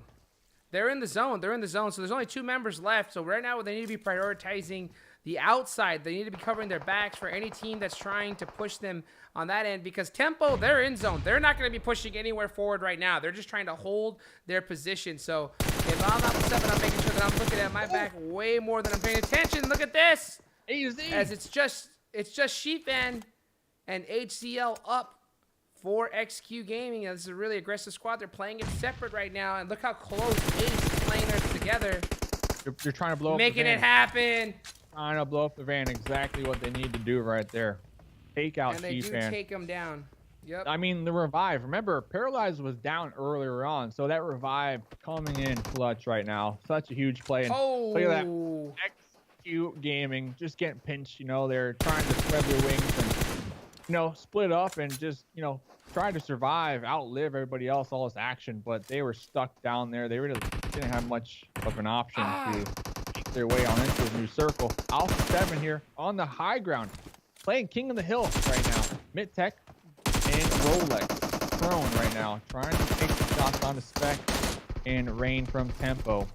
Spec taking the fight. Work. Spec with the getting caught in the reload. Mid-Tech. Woo, Medtech putting in some work. The double. Huge work for Alpha 7 GG. But here comes some big grenades. Are these gonna connect? Will he be able to get his squad up right now? Is Rolex as he's trying to pick him up? Nades getting popped all around them. 1 nade, and that is gonna be it. It's HH24 all to his own. I don't think. And this man couldn't work. Yeah, that's gonna be it for Rain and Spec. It's all up. It's got HH24 putting Tempo Storm on his back. Can he do it, Dave? Might be able to make it. Rain might be able to make it behind that van. That'll be huge. Oh no, Nunez, you gotta take huge. these shots. Okay, yeah, you're gonna take the shots on a Rolex. You gotta bet your bottom dollar Ace is gonna push this one in, get the flushes over here. So Uzi's out. Uzi's out. Ready to get go. The flush on a Rolex. Oh my goodness. Tempo, they might be able to clutch this one out. It's going to be a 2v2 here, depending on if Nunez can take out Mid-Tech. Paralyzed, looking to take the shots. Looks like Mid-Tech will be popping up right there. 2v2. Nunez going to be taking shots over there. Rain tried to come for the third party a little too late. It's going to be tough for them. HH is going to maybe try to reset this. Oh, he got... Oh, both teams are resetting. Wow. Huge. This is actually huge over here, and wow, who's gonna win this one? They know exactly where they're at, though. I mean, HH is gonna have a little bit of an advantage. He's wrapping around right now, trying to get it. Nunez opting to take the buggy and just reposition all together. holds the hill. Almost gets 2v1'd right now, but he has all the information for the rest of his squad. It's anyone's game. He's popping up on the rock. Nunes! Rain takes Wow. on HH24. Now, both teams able to get the resets at the end, but that one play pushing up to that rock might have been the game-winning play right there. Might have been the game-winning play by Nunes and Paralyzed. 8 kills each. Talk about dragging out. They carried 16 kills total. 2 members both getting 8. That is an insane performance for Ace. That is going to be huge for them going to this next matches. Man, talk about high kill chicken dinners, Dave, to start off today's matches. Insane tempo, getting in second place. You know, Rain and HH24 trying to get up on that hill, but just unfortunately not having any hard cover, in a bad position there, not able to get it, but still second place, nothing to shake your head at for sure. Alpha 7 GG putting in some work in third place, XQ Gaming in fourth. Man, what? I mean, Miramar is always crazy. Just seems to be exciting, huh? What do you think, Dave? And I got to give it to Ace. I mean, Nunes and Paralyzed, they were a duo. At least from Circle 6 on, and they had quite the challenge. They attempted to third-party the fight that was up there to the north with Wildcard and Simplicity. They had to keep Wildcard out from pushing. Remember, Wildcard had 3 alive when they made the push onto Ace, and Wildcard prioritizing that road, that positioning onto Marcos from Team Queso. That was kind of the moment where Ace were able to take advantage and just start pumping out the kills, pumping up the points, and then after that, they just pushed up the hill and tried to third party that fight with Tempo and Alpha 7. But great finish from all 3 of these teams. I'm surprised those resets were actually successful at the end. I mean, that was nuts. Insane. You know, like, it's kind of tough. Like, you know, you just have to kind of react to what the other team's doing. And if you see them going for the reset and you're in the 1v1, it's a decision. Do you really want to just go push it and risk it into a place where you don't know where they're at, or pick up your squad? And that's what they opted to do. Say, hey, let's just reset this, get into another 2v2. Ace had a little bit of better position. We're able to utilize it to their advantage and get the chicken dinner. What a game. You know, unfortunately, Loops Esports, the team that we were actually focusing on today, had a great game 1 performance, had a little bit of a tough game 2. You know, but hey, there's still 3 more matches to go. Let's see exactly how they performed here in game number 2. That is going to be Becker, you know, with 18 damage, Federal, you know, with 340 damage, and Scarrillo with 1. Now, Scarrillo, man, this guy has been putting in some work. We saw him get that first kill right off the bat. There's definitely a player to be looking at going forward. Regardless, you know, you have a tough game. You know, you gotta just reset. Yep. You know, reset, get the juices flowing, get it going. But you gotta remember, if you're Loops, you're gonna be sitting out one of these next few games. This next one, actually. Yeah, so you're gonna be. Well, they're happy about that because it's Sanhok. I guarantee you.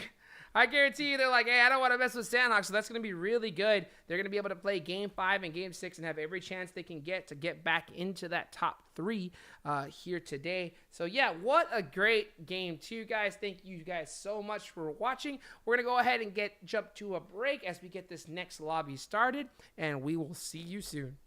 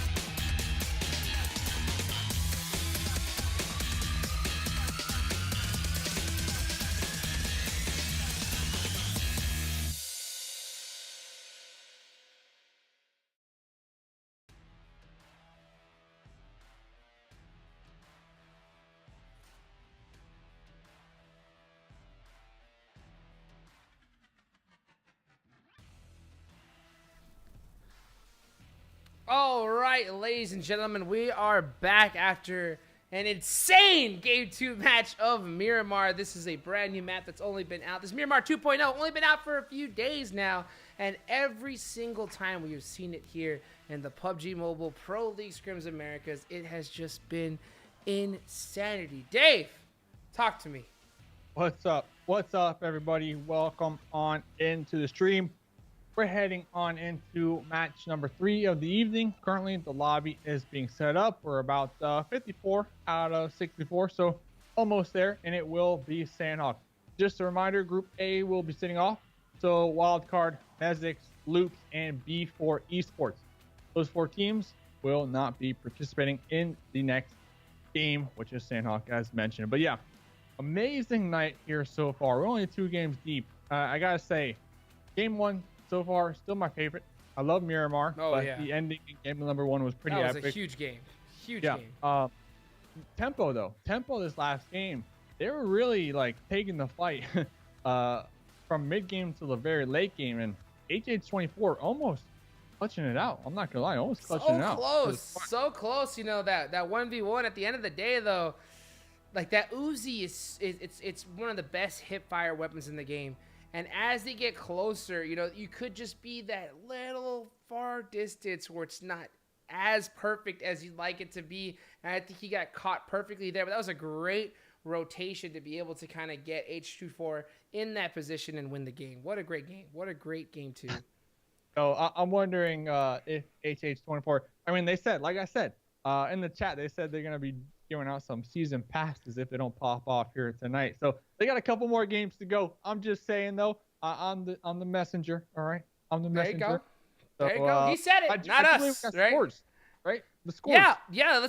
You're right. Which scores just came in, ladies and gentlemen. Let's go ahead and take a look at the leaderboard. How it's changed after game number 2. And as you can see, we have Enxame Gaming sat out of game 2, and they are still in first place, Dave. What a game 1 performance coming out of them. Ace, though, now in second place with 36 points. So that is going to be a really good performance coming out of them. That chicken dinner is going to be huge. Team Queso are yesterday's winners in third place. Loops Esports, the team of the day, the team that we are looking at, with 25 points, not that far behind, Dave. So, hey, what are your thoughts so far on the score change? Yeah, I mean, you kind of nailed that one on the head. Enxame sitting out that last game.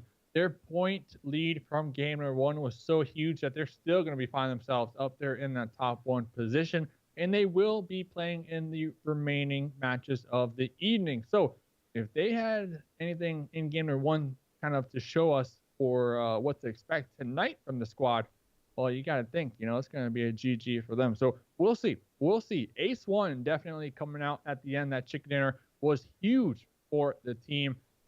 Maybe they could do it as well. Team Queso, Marco, able to clutch it out that last game as well. Remember, early on, Team Queso, 3 of their members got knocked out pretty early on. Marco, that lone wolf on Miramar, able to get so many placement points to at least keep the dream alive for the Cheese Squad.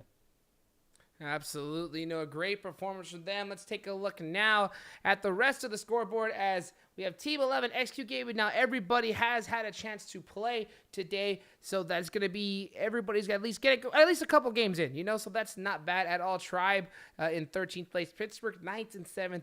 You know, unfortunately, you know, had a really tough fight there. Beach able to get a really good squad wipe onto them. Hopefully, they're looking to come and make it happen here in these next few games. Simplicity in 15th. And Omen Elite, you know, struggling today, you know, not having that great a performance. But, hey, Sanhok is a game. It's a tough map to play. But, dang, can you get a whole bunch of points of it, Dave? So, having said that, let's go ahead and jump into the game and see how our players are doing as they get ready to get on the plane. Yep, they are getting ready to go. And, once again, the tree of Sanhok, my favorite tree. I mentioned that on night number 1.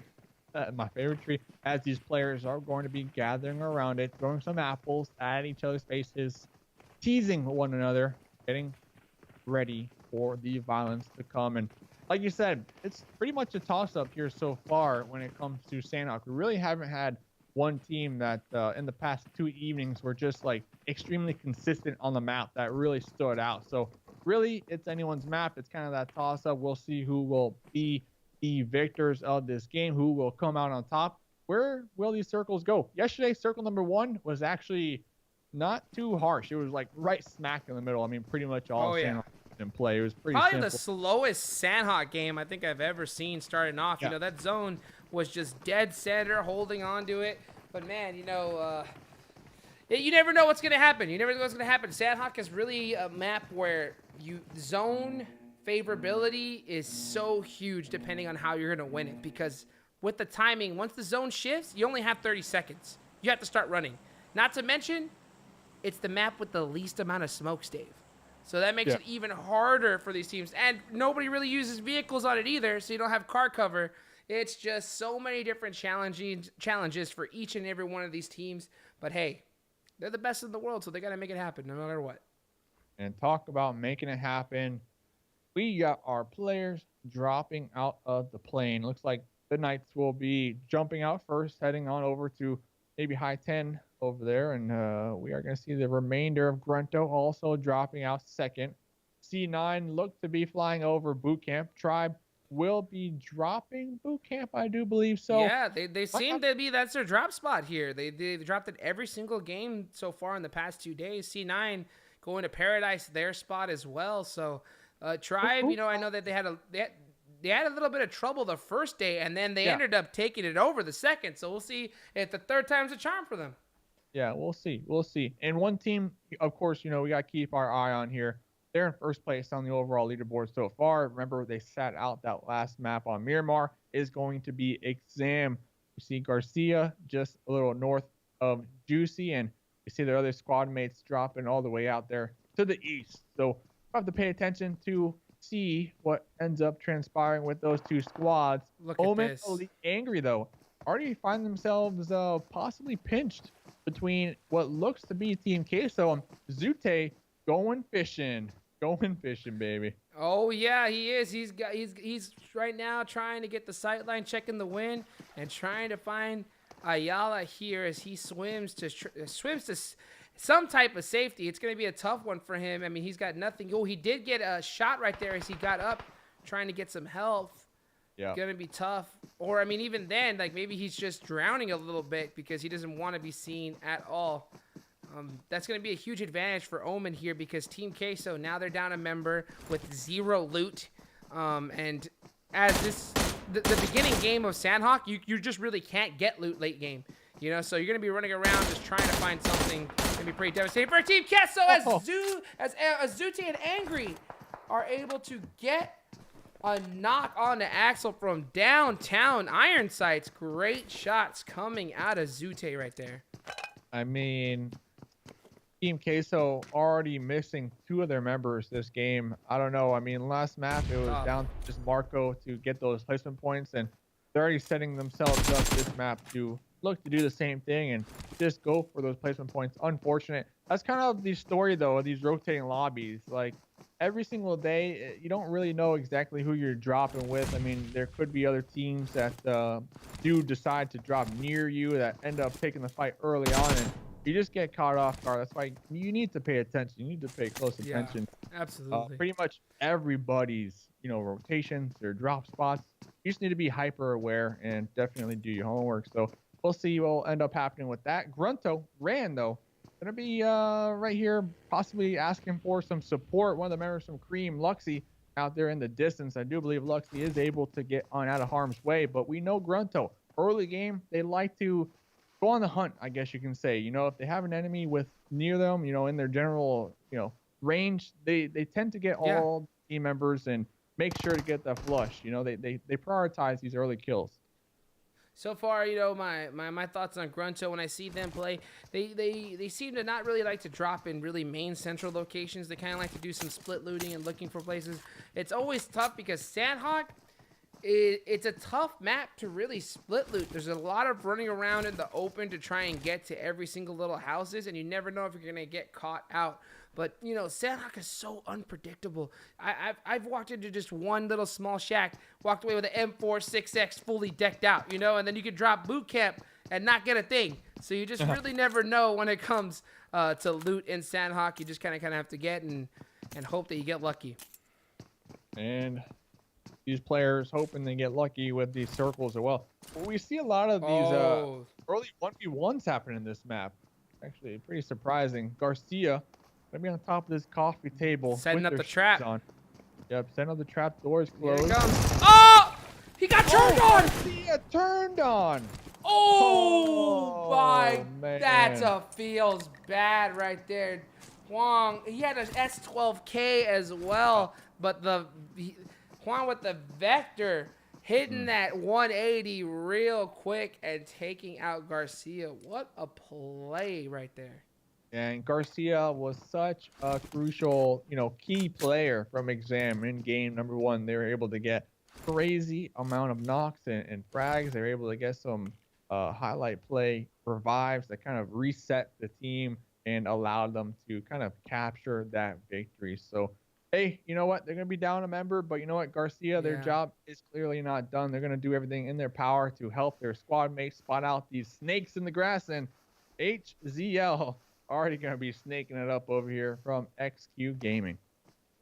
Using the strat that is tried and true by professionals here in Sanhok. You know, lay down and just wait for the next zone. AZ really doing it. That's a really big loss there, like we said, for Enxame Gaming. You know, maybe they just need to get re-warmed up. You know, they had a little break from the last match. So here, maybe they just got to get their, you know, the fingers warmed up and get ready for the next one on here. But here we are. We have Shifan overlooking Omen Elite. As, you know, they were able to get the drop on a Team Queso really nice and early. And see how they're able to just kind of hold it down. They're just kind of, hey, chilling, not wanting to put themselves in a position to get knocked. Exactly what they're supposed to be doing right now. Hey, they're chilling and grilling. It's kind of weird to me, though, the amount of prone gameplay we see in these competitive lobbies. I mean, it's a lot different, at least from when I'm playing my pubs. Like, I barely ever go into that prone because every time I prone, I end up, you know, dying pretty much. Like, it's so hard for me to get into these gunfights on my own. But I mean, what's your take? I mean, you're pretty much ex-pro. Is that fair to say? I mean, ex-pro and yeah, I've done my fair share of IGLing. You know, look at this right here, Tempo Storm putting in the work right there, getting a kill onto Ace. That is going to be Ace out first here in this Sanhok match. It's going to be really, really tough. But you know, yeah, in my personal experience, able to play in the PUBG Mobile Star Challenge in Dubai, global LAN. It's interesting to see how much the strategies have developed in that short period of time since then. You know, at the end of the day, though, you can get a hold of pretty quick to see where the meta is developing and everything. At the hardest part of it all is just, it's a team game. It's not a one-player game, you know. And as these players, as teams have gotten so much better, especially as we've seen in the East, you know, these squads have had the same members, have been working together since almost the start of the game. And I think that that's really a big development to their success. You know, here in the North American scene, you know, we've had some movement from players, trades, things like that. And it's tougher and tougher to get that synergy. So at the end of the day, if you got a full squad that can just click together well, you're going to have a way better advantage than just a whole bunch of good players that don't really vibe well. You know what I'm saying? Yeah. I mean, synergy definitely key. You know, team comms and. You know, talking about synergy, you know, we're kind of watching teams develop that synergy here in these lobbies. One of those squads, Omen Elite. I mean, Zute pretty much the last remaining member from previous roster and kind of a new squad. Day number 1 that came in here. They did phenomenal. I mean, all these players are professionals within the scene, well-known names, but fairly new when it comes to working together here. And they have been performing quite well. Last night, of course, their worst performance yet, but coming into the Sanhok map, they already starting the night off pretty well, getting a couple kills so far. Looks like Simplicity Min Woo was attempting to make the push into these compounds, and you know what, getting caught off guard right there. So the last 3 members of Simplicity will be kind of popping back underneath that bridge, utilizing it for cover. This is in the circle though, right? So this is not really a fight that needs to happen. You know, it's kind of like it's not a fight that needs to happen, but Simplicity's Yeah. in a really tough spot here because they know as the next zone goes, they're going to have to get out of there, and there's nothing but open field. They have nowhere to really rotate to. So they're just kind of stuck right now, having to wait and see what happens. The zone does favor them in a way, so that's going to help them out quite a bit. But yeah, it's always tough, you know, because you're just trying to find a nice safe spot for your squad. And, you know, a lot of these pros, once they set up, they don't make a noise. You know, they hide all their vehicles. They're just waiting there. So they wait for that one player to run up, and that's exactly what happened. Omen Elite was there just waiting, and that's one member down for Simplicity. But look at this fight right here. C9 getting into it, getting a knock. There's the third. So here comes Pyra. Ooh, gets knocked from the corner.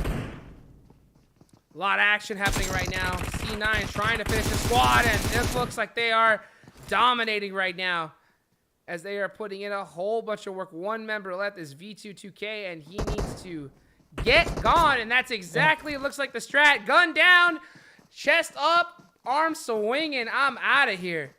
Dude, only 5 bandages as well and 1 painkiller. I mean, extremely low when it comes to those meds, and they're gonna be running away. Hey. And it seems as if Pyra, I think I saw Pyra with the corn suit on. That might have been the change that Cloud9 needed. They already got 3 kills so far this game. Beowulf still on the hunt, looking for that last remaining member of Team Carreta. But little do they know, they are nowhere to be found.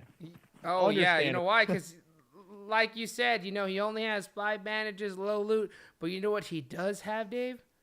Heart. He's got heart. Some strong quads, because he is out of there, dude. I'm telling you.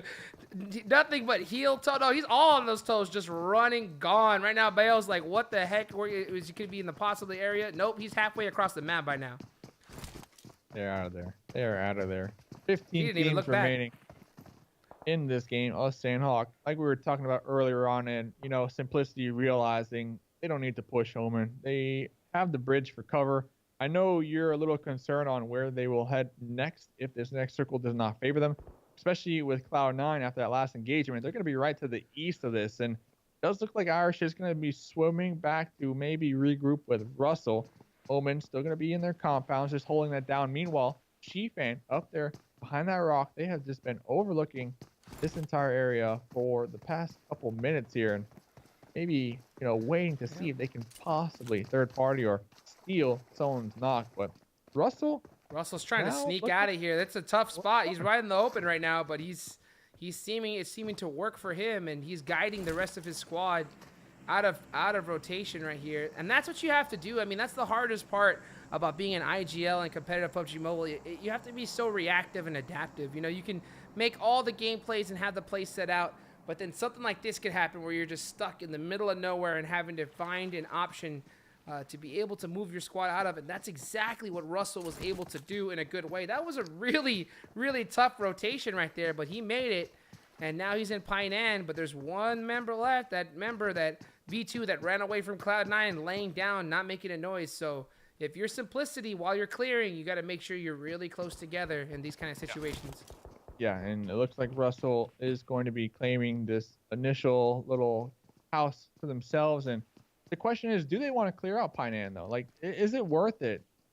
Because they have cover. They have cover, and they're going to be right on the edge of this new circle. So we'll have to see. We see Cloud9 actually going to be also pushing on in through Painan. So if you are Simplicity, you want to set up camp fairly soon here, you know, so you can defend your position and maybe get some initial entry-level frags onto Cloud9 while they make the breach on into the city.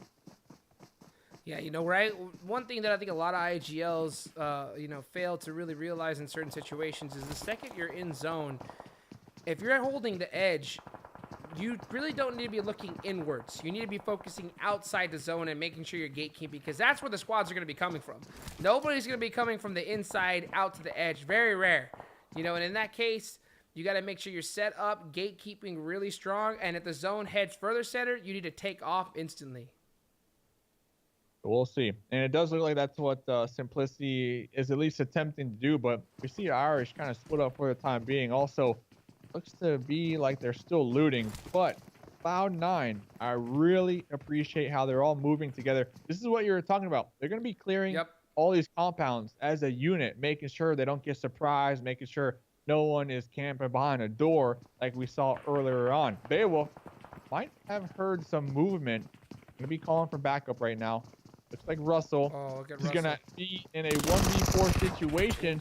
And wow, Beowulf, the freeze spray right there. Did Russell even get to throw a bullet out of that Uzi? I don't know. And just like that, Cloud9 are just mopping up the floor. Doc also knocked down and out. This was my concern. We saw we saw Irish spread from the squad. Looks to be like they were looting still. They're going to be the last man to member. That's what I've been kind of mentioning time and time again when you're holding spots. You got to make sure your squad's staying extra tight. A lot of teams that I've noticed, especially like in South America, like to cover more ground by separating. But this is exactly what happens when you got a team like Cloud9 that plays so tight together. No matter what right there, even if Russell got the knock onto Bayo, he was gone. You know, the rest of he had 3 members coming right behind him, you know. So no matter what, the only thing he could have done was run the other way back to his squad and regroup. But still, you know, it's a tough play, and hopefully they can make adjustments like going forward. Hopefully Irish can continue to survive, as well as we have 15 teams still remaining heading on into circle number 3, about 15 minutes into the map here. Tempo Storm, so close to winning that last game on Miramar. Hopefully they can bring that momentum into this Sanhok map. Going to be 4 alive over there. I saw the members already got those snipers locked and loaded. They look to be maybe checking out this area where Omen is currently occupying. 3 kills on Omen so far. Might have some sniper battles erupting here any moment now. And Tempo, they're going to find themselves in between 3 different teams. I mean, look at the map. They are going to be kind of sending themselves. Oh, they don't need to send themselves anywhere, actually. They're right. Nope, yep, exactly right. They're just saying, they're looking up to the sky and saying thank you right now as they are dead center. And this is so huge. Sanhok, like I said, time and time again, is a map where you want that circle. You know, no matter how good you are, you want that circle, because no matter what, it is so tough to rotate out with all these squads right here. And you know what? Sometimes getting center zone in a circle like this, it could be really good. But I mean, it's what you want. But at the same time, it could also go completely wrong, because when you have that best spot, you could have 5 or 6 teams all wanting it and all shooting at you at the same time. And when you have that kind of pressure on you, no matter how good you are, it's a tough one to get out of. Look at Raven here, getting caught. Oh, get the turn!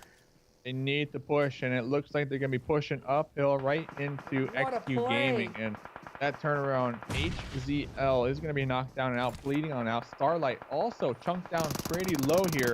Here comes the grenades coming out from the Knights as they work their way on up the hill. AZ will be spotting maybe 1, definitely 2 members right there of the Knights, but they are waiting for the support right now from Sheaf. And the thing is, they need to be cautious. There's a lot of teams in the general area as well, so the third-party action might be happening any moment now. AZ opting not to take any shots right now. Going to be trying to gather as much information as possible. I mean, they're not with Sheafan either. We see Sheafan back there in the compounds, actually. So if they get called out, it's going to be a 1v4 essentially. And you know what? That's going to be one heck of a challenge. And over here, Tribe find themselves under siege by 2 members of Exam.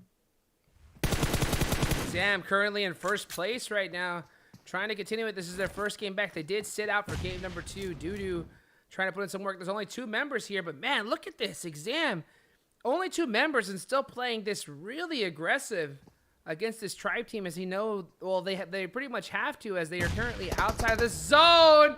And King A with a huge nade on the Lupita. That means Doo-doo says, you know what? There's no way I can fight this. Gonna try and rotate and find another spot.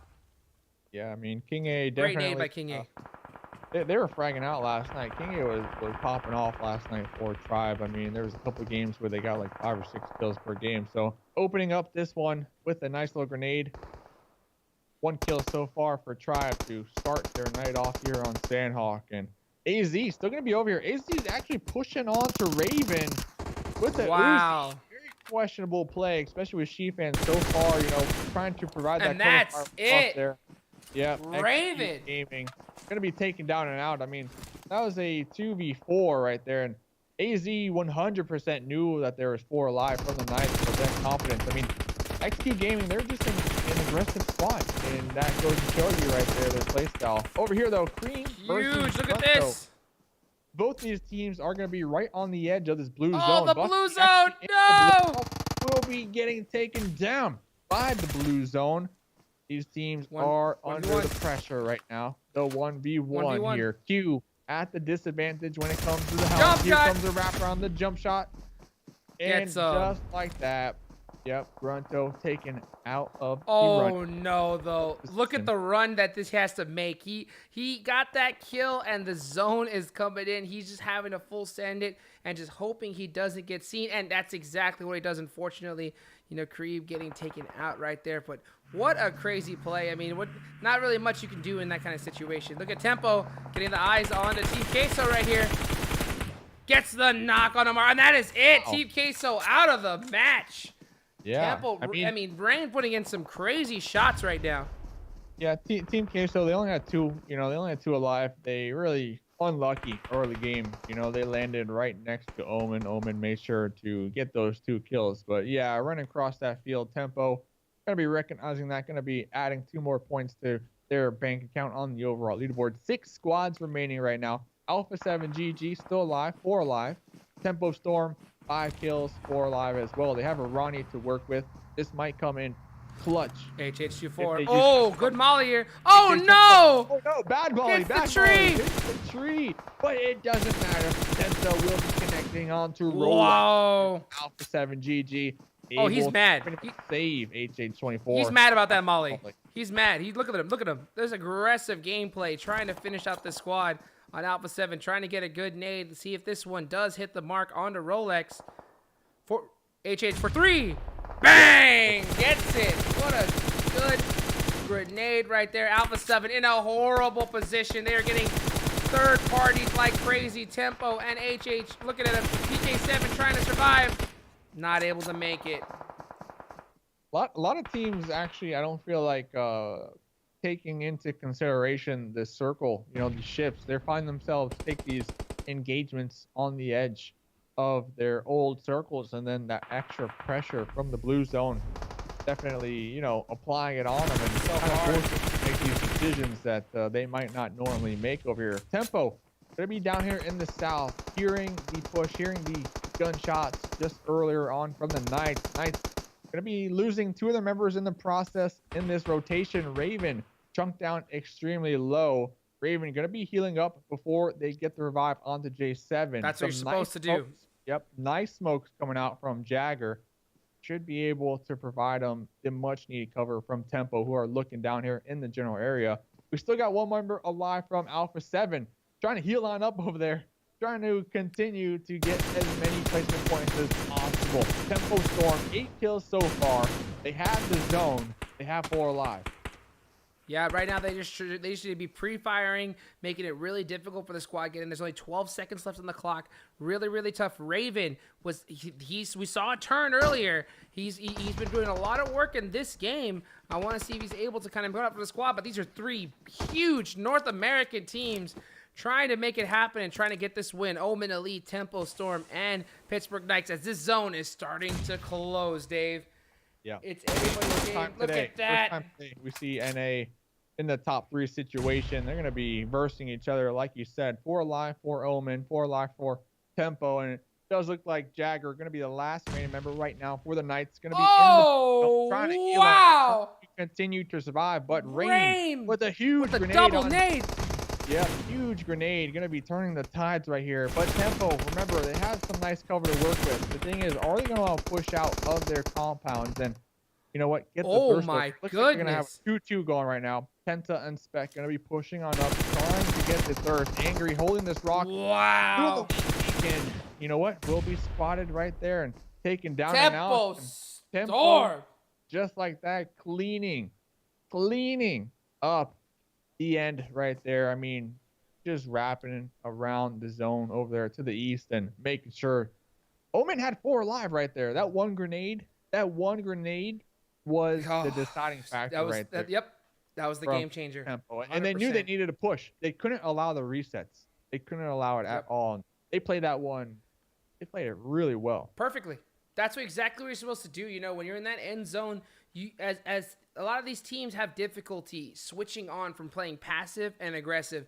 Tempo, realizing the situation, you can't tell your team to do it. Every squad member has to know the situation and start moving instantly, Dave. That's exactly what Tempo Storm did. And hey, sorry to everybody that was trying to get, a pass from HH, because, I think that pretty much settles it right there. Look at that, the chicken dinner, 4 kills to his name. Look at all the rest of their kills. Tempo, what a great game from there. Pittsburgh Knights Raven had some really good plays, really good flicks, almost took out an entire squad on his own right there. So, yeah, overall, great performance. North America taking game number 3. Hey, you can say that again. North America finally taking a game here this evening.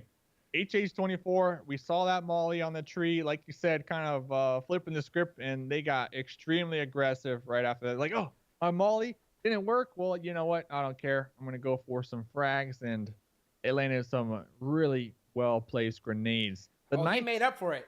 He made up for it, that's for sure. He made up for it. What was it? Jagger at the end, right? No, it was Raven trying to heal on up. Raven was able to out-heal Omen, who had 4 alive at the end. Omen had 4 alive. Raven was the last remaining member. Talk about some placement point Great luck play. right there. Great job from them as well. Looking around. Well, I think our scores are up. I think the scores just came in. Yeah, let's go ahead and take a look right now, ladies and gentlemen. As we can see, Tempo Storm taking first place, saying Enxame, hey, we came here to compete. Let's go. All right, so look at this. Tempo Storm with 52 points. Enxame Gaming with 44. Ace 1 with 37. Cloud9 finally making an appearance today. Scrims in 4th place with 32 points. Team Queso, yesterday's winners, in 5th. Dave, what are your thoughts so far? Well, I know Tempo definitely going to be happy after that win. This just goes to show you how one chicken dinner, that's 20 points. And add that with the kills, how one chicken dinner could propel you up this overall leaderboards and really shake things up. So Enxame Gaming losing their lead here, but it is not over yet. There's still 2 more games to go. Ace 1 still maintaining their 3rd place position on the overall leaderboards. And like you said, Hot Jukes, Cloud9 coming up, showing up here so far. After that last Sanhok map, definitely trying to make up from their performances last night. Really quickly, has Tempo played every single game? Are they going to be sitting out one of these 2 games? Let's see. Tempo Storm, they're in Group C, and nope, they sat out game 1. So yep, they will be. Perfect. So yeah, that's right. So Tempo Storm, Enxame have both sat out matches. So they're going to be playing in these last 2, competing for that first place spot. That's going to be interesting to see, especially as we go into Vikendi, the next one. Let's check out the rest of the leaderboard right here. In 11th place, Omen Elite, finally showing up today and getting in it. They won the first day. Yesterday they had a quiet one. Couple bad matches here in the first start, but game number 3, being able to put out a good solid 3rd place, really close from getting 2nd. Unfortunately, not able to really clutch that out, but still good solid performance. 2 more games, anything can happen. Man, what a game. Number 3, Sanhok, always a game that's just unpredictable, huh, Dave? Yeah, unpredictable. If you are Omen, though, you want to kind of turn up the heat when it comes to getting a little more frags, maybe a little more aggressive here. With only 2 more games to go, you definitely have nothing to lose, in my opinion. Like, all these teams that are not finally or currently in that top 3, maybe that top 4 position, like, 2 more games to go, just come in the games and try hard and maybe try some unorthodox plays, right? Get aggressive. Definitely. Last game, Team Queso pretty much handed 2 points on over to Omen Elite. They got 2 free points right out the gate here. So we'll see what they will be able to accomplish moving forward. XQ Gaming as well, the previous match, just unlucky. Yeah, having a tough break right there, in 15th place. Team that's been playing really, really aggressive. But speaking of teams, let's talk about our team of the day, and that is Team Loops. Let's see how they performed in game number 3. And as you can see, it's taking a little while for these scores to, they did not play. So they did a great job not playing into this match. And they will be coming into game number 4. So guys, they did a great job sitting and spectating that match. Dave, man, what a great match. Let's go ahead and just say, I mean, hey, you guys watching right now, you got to make sure you hit the like button, hit all the follows, because this is the best competitive PUBG Mobile that the Americas have to offer. North America, South America, trying to find out to see who's the best in the West. Man, what an opportunity, huh, Dave? Yeah, it's good. Hey, something's going on with my camera. Every time I get on camera, I go lower and lower and lower and lower. I don't know what's going on. I don't know what's going on here as the night progresses. Oh, you're just sinking with excitement. Yeah. Right? Yeah. That's right. I got to stay close to the floor, all this action going on. So, Vikendi, I know you like to say, will there be a heal off? Last night, we didn't have a heal off. The first night, we had a heal off. You know what? Tonight, a heal off. I'm going to say it. Heal off. All right, we'll call it. I'm with you on that one. I'm with the other one. Vikendi, heal off. You heard it here first. Tell us right now if you think it's going to be a heal off or not. Find out if we're right after this break.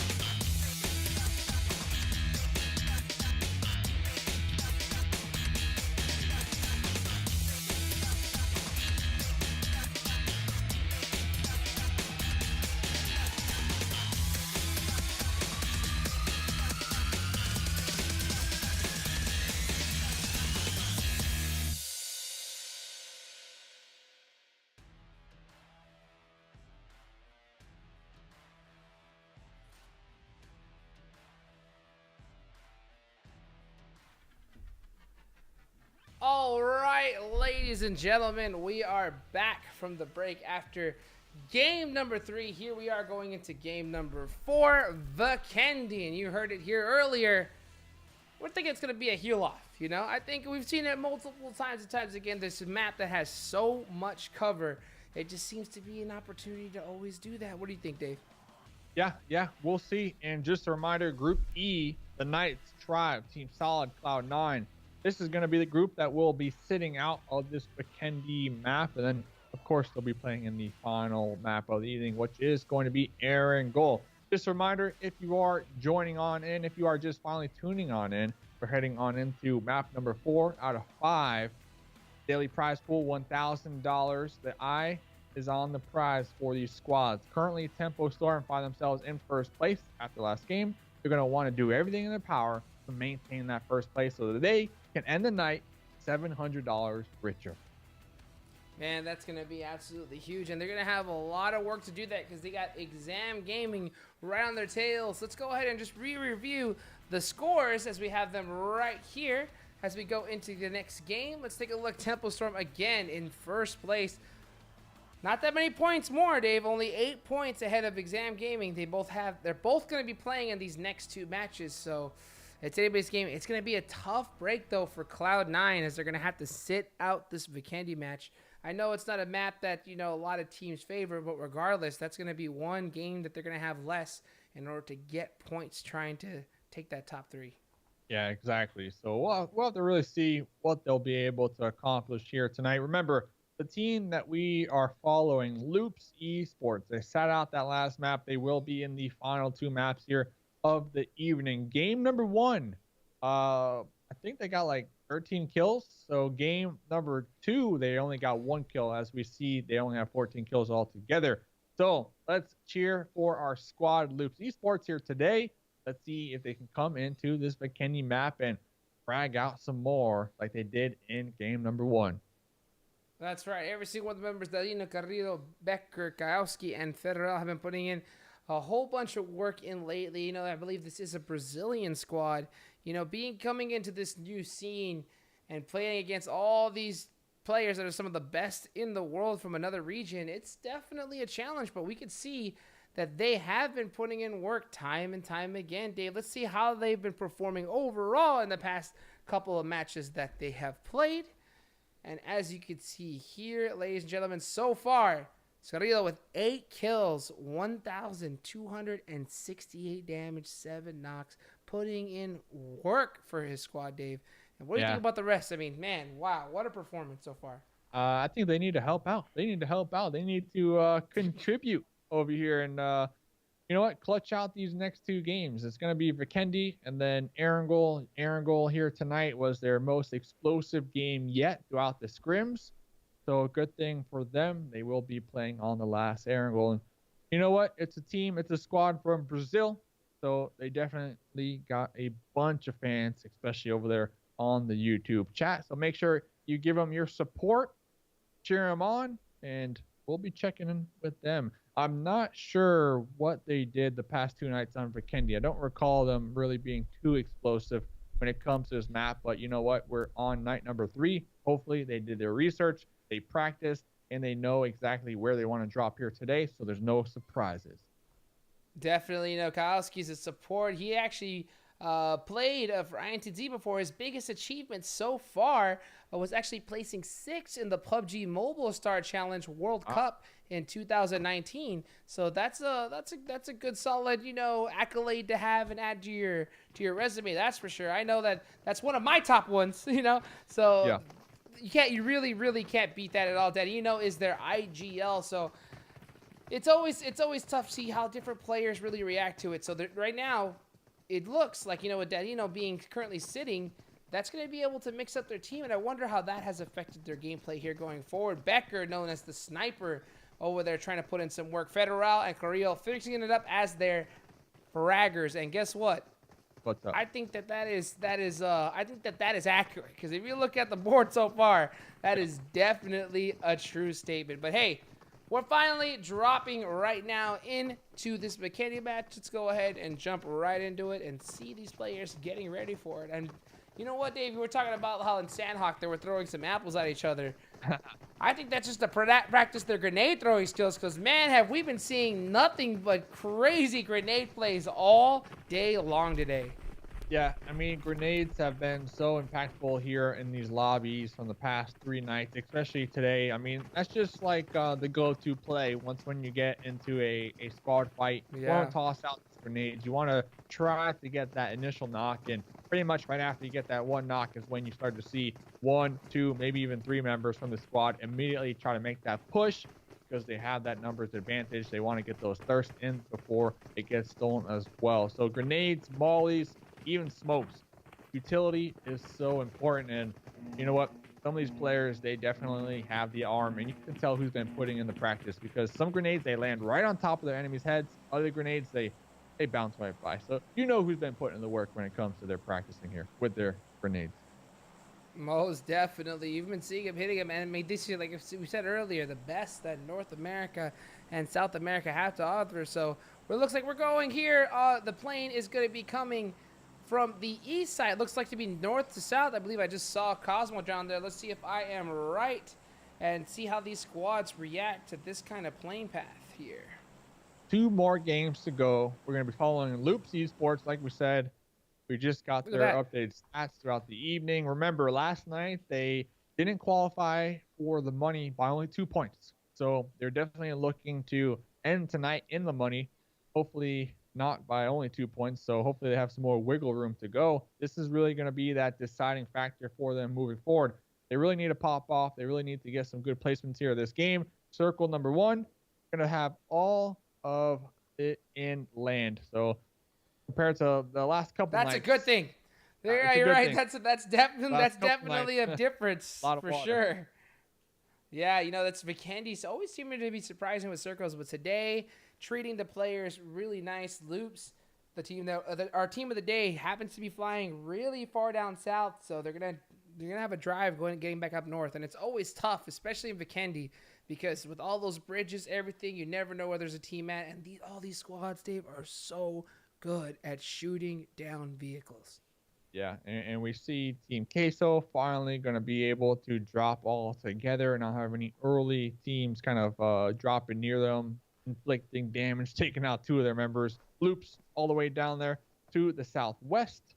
We'll check in with them in a little bit. CultuBGBG find themselves in an early engagement all night long. Mezexis ESports, they're always dropping near somebody. Like, I feel like this is the team. Yep.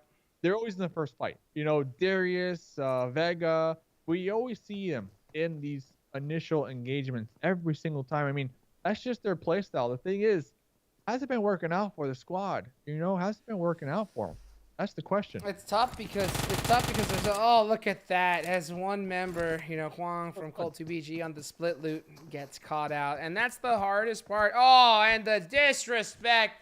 Darius punching him out to take him out right there. So definitely BM right there. That's going to be a tough loss for CultuBG. But yeah, that's what happens when, you know, you have so many dominating squads in these kind of matches. And so they're taking most of the high loot priority areas. So you're going to have a lot of teams forced to try and do these different kind of split loot techniques and things like that. And when you do that, there's only so many areas you can really split loot, and you're going to end up catching one or each other every now and then, and that's exactly what happened right there. Yeah, I mean, I guess you really can't. I mean, you could plan for it. You can definitely not opt the split loot, but like you said, all these different squads, the rotating lobbies. You got to play tighter. Yeah. You have to loot at least two, you know? Bring 2 people and just try and loot fast. That way you can have at least that person there, because you have to realize if you're by yourself, you almost have to be extra hyper aware of your surroundings and situation, because you have to realize there's no such thing as a knock. Like, if you get knocked, you're dead.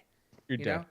And it's in a situation where you have your teammates nearby, you get knocked, you can get picked back up. But if you're out on your own, or if you're running 3-1 and you're that off angle specialist, your main priority is just not getting knocked. That's what you have to just think about. So yeah, you know, it's a tough strat that's, you know, a lot of teams, I think, hopefully as they go through the scrims, maybe they start making some adjustments to it to prepare for the future. adjustments, as in maybe not utilizing it, right? I mean, unless you're like maybe just say skilled. dropping it all together. It's not working. We're always losing 1 or 2, 3 people off the bat, and when you start getting at this high competitive level, Dave, you really just need all 4 up at the end, because the way that these teams are playing, they play so tight together. They're able to focus and overwhelm teams that are separated at all. So, if you're in a position where you're already down 2 people or 1 people, you're playing a little extra passive.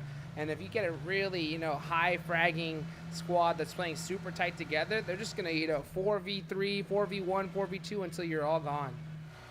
And we actually haven't really seen many teams utilize the 3-1 too much. One team that I have also noticed that kind of favors that one is Team Queso. They always have Axel on that off angle, but like you said, I have to agree with you. Once when Axel, that off angle gets taken out, like, they're already at a disadvantage. And Axel is a really good fragger for the squad. So losing one of your good fraggers also, that sets you back even further. So I don't know. I know these are scrims. I know this is like the time for teams to try new strategies as well. So I'm really not going to hold it against them. But like you said, if it hasn't worked in the past 3 nights, like, obviously that strategy just isn't working. Like, move on to something else. Maybe try something else. Try something different. That's what scrims are for, right? That's exactly what these are for. The prize pool, $1,000. It's there to give that incentive for these players to play their absolute best. I mean, hey, and it's one heck of incentive, no doubt. And that's what's the benefit of these scrims above pretty much all the others. And you're playing not only against your region, you're playing against others, and that's what you're going to have to do if you're looking to play in these, global world tournaments that are coming up.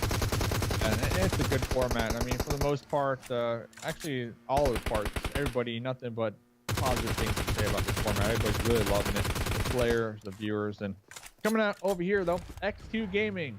You know what? Playing a little closer, at least with 2 of their members out here, and looks like they're going to be on the hot pursuit of our squad, our highlighted squad of the evening, aggressive. Esports. Yep, they're taking some shots at Dacia, getting damaged, gonna be smoking on up, so they need to pull back, get their squad mate. You just can't afford riding in a damaged vehicle here on Vikendi, especially on rotations. You never know who you might stumble across. So they are gonna have all their 4 members up. 3 in this one Dacia, switching drivers right there. Yeah. Like they got out. They got out of harm's way when it comes to the gunfire from X2 Gaming, so that's good. Yeah, sometimes in that situation, you just gotta drive the heck out of there, and the driver could have possibly not really have been the IGL of that situation. So he's just like kind of driving around in safety, and as soon as they got safe, said, "Hey, you drive and find us to the next spot." Something that you definitely have to consider every single time. Say Alpha 7 trying to get some shots here onto these teams that are rotating. Vega with the MP5K from downtown, single tapping it with the 6X. What a crazy way to shoot there. But hey, you know what? He was able to get a couple shots downrange. Can't be bad. Couple shots. I mean, you never know. You might land one of them. It'd be extremely challenging to like get the knock in the thirst with that MP5K, especially at that distance. But you know what? Like we were saying, it's scrims. You might get the highlight play. I don't think so. But, for sure, got to go for it. Plus, you never know. Like maybe he didn't want to waste the ammunition on his main weapon, so he's just like, hey, just put some pressure shots. Let them know I'm here. Don't come this way. All about that pressure. That you can think about. Alpha 7. I gotta say, they've been a team. They're pretty good when it comes to getting placement points. They always find themselves, in the late game. Their IGL, their rotations, their callouts, really solid, but we just haven't really seen them pop off when it comes to their combat skills. And that's, I don't think that's me being harsh on them. We just really haven't had the opportunity to see them get into some solid engagement. So I don't know. We'll see. That's definitely a team that I said on night number 1 that I'm going to have my eye on here in the scrims and kind of see how they develop along the way. I'm looking forward to it. Looks like a lot of these teams are going to find themselves in some nice little compounds in circle number 1. Remember, circle number 1, all land. So we don't have any of those water circles, any of these circles with like 30% water in it. So there's going to be a lot of real estate to be occupied here. So a lot of pot shots. Yeah, I'm actually surprised. I'm actually surprised to be seeing so many knocks this early in the game with this kind of first zone. But hey, you know what? People are rotating. People are trying to find spots, and these squads are so good at being able to find positions and moving so quickly and getting set up that, you know, you just never know where a squad is going to be when you start driving by. And, you know, you lose one player, two players just like that if you ain't careful. Yeah, and Enxame doing just that, trying to be as cautious as possible. We saw them last game all spread across the map. I mean, they lost Garcia, like first blood. This game around looks like they're going to be parking their vehicles in a nice little garage, keeping those tires nice and safe, planning for the mid to late game. Paralyzed from Ace. One with the garage. Try not to make You don't want to make a straight laying down. You don't want none of that. Look at that. Look how central every single one of these teams is like really playing. I mean, they just want to be as close to where the next zone is going to be as possible. Loops are down south coming in late, but the zone again, it's dead center. So I think we're going to see a whole lot of sitting and waiting for the next few minutes.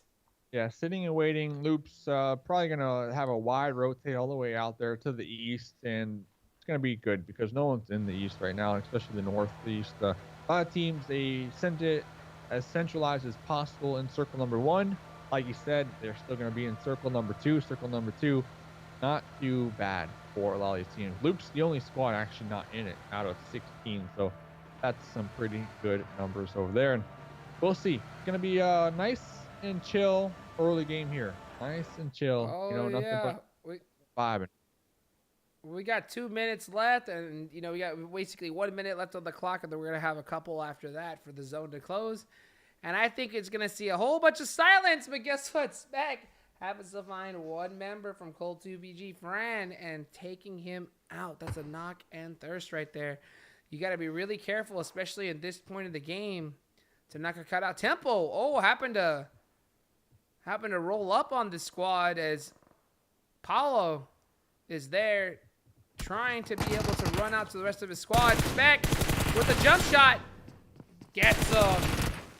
Yep, Paulo finding out the hard way that, hey, this compound is taken. And we were kind of just saying how a lot of teams didn't necessarily need to move in this circle, but some of them opting to reposition, maybe, you know, hedging their bets so they can get a better position for circle number 3, depending on where it does shift. Tempo coming off of a huge win, currently in first place on the overall leaderboards. 4 kills so far this game. Definitely going to be racking up some much needed points if they want to solidify themselves up there in that top 1 heading on into the last game.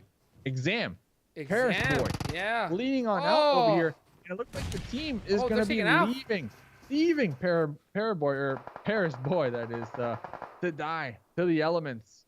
You know what? They got their eye on the prize here when it comes to placement points. I mean, they're in second place, so I definitely understand it. But they're already going to have only 2 members alive and still 15 teams altogether. It's going to be quite the challenge. It's a huge loss. You know, Tempo Storm was putting in some work earlier, so I know that they need to be checking that kill feed to see how they're performing and making sure that they're doing just a little bit better if they want to get a chance at winning this first place prize. Enxame Gaming, a team that's just been playing super aggressive. Probably, you know, one of the most aggressive squads out of these entire groups. Every single time they see a team, they are not afraid to push them. Which, you know, it's a good thing. And it can also be a bad thing, as we've seen multiple times and times again. So I think that if they can find that balance, they're going to be really well off. We'll see. Talk about balance. All these teams, they're praying right now this next circle is balanced for them. Hopefully it shifts on them. Loops, they were able to make their way on into the east. Wildcard, GRUNTo extremely close to one another. XQ Gaming down there in the south. Looks like they're going to be near Omen Elite as well. Looks like going to have the calm before the storm, I guess you can say. Oh, yeah. You know, like, I mean, with these kind of zones right here, everybody's just going to be just moving and shifting just a little bit. You need to be really aware of your situation. You always want to be walking around in a position that if you do get knocked, that you can get safe. That's something that you really have to focus on. So if you're running around and trying to spot, you want to make sure you're near a rock or some kind of hard cover or a dip, so that if for some reason, if you get caught by surprise, you're able to kind of just scooch on over to safety, because these squads, if they catch you, they're going to get you knocked, and they're going to go for that thirst instantly.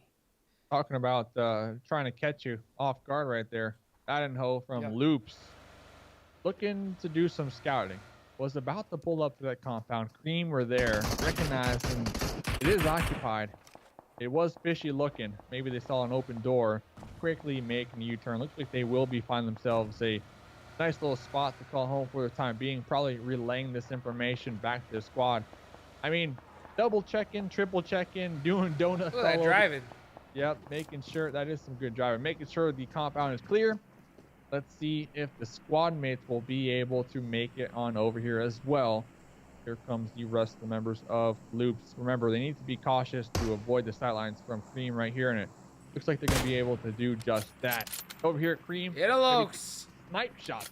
Looks like they might have blown up one of the vehicles. Yep, blown up one of the vehicles onto tempo, so they will be losing that one, but they still have their lives. Good to see, the Car 98, my personal favorite weapon. I love to see bolt action snipers used here in competitive. It looks with the 6x trying to make something happen right here. Miramar or Vikendi and Miramar happen to be the two maps. So if you're going to have a sniper, that's the best place to use it, as a grenade and smokes are starting to come out right here, trying to make some movements. Look at that. Dedino happened to flip that car over for Furacao. Yep. And this is super important, Dave, right here. Car placement when you get a spot is insane. You have to protect your vehicles. You never know when that next thing's gonna come up. Look at this, as Cream Esports are getting into it right now, Dave. Yeah, with another squad here.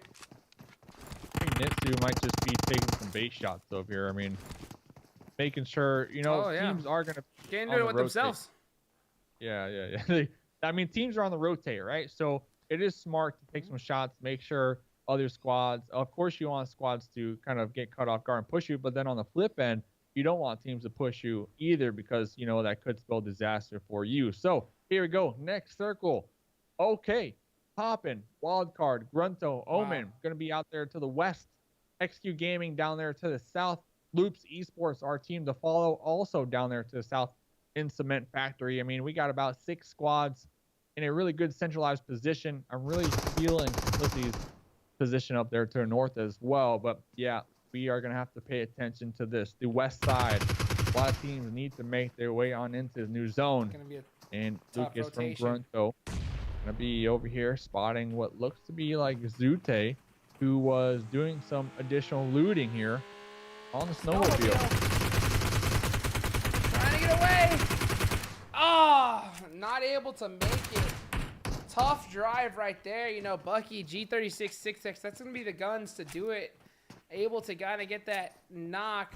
Juicy trying to get some smoke support. This is really good from his squad, trying to get there, but GRUNTo, they recognize it, trying to find a new angle, as they know that those teammates are going to come to try and pick them up. GRUNTo is thirsty. They're thirsty. It's just their play style. I say it time and time again, every single game. Like, when they get a knock, the whole squad, they just swarm it. They try to make sure to get the confirm, and that's what they're doing right now. Bucky all the way back here playing that anchor position, point guard, making sure the revive is not successful. Now, Bucky able to toss out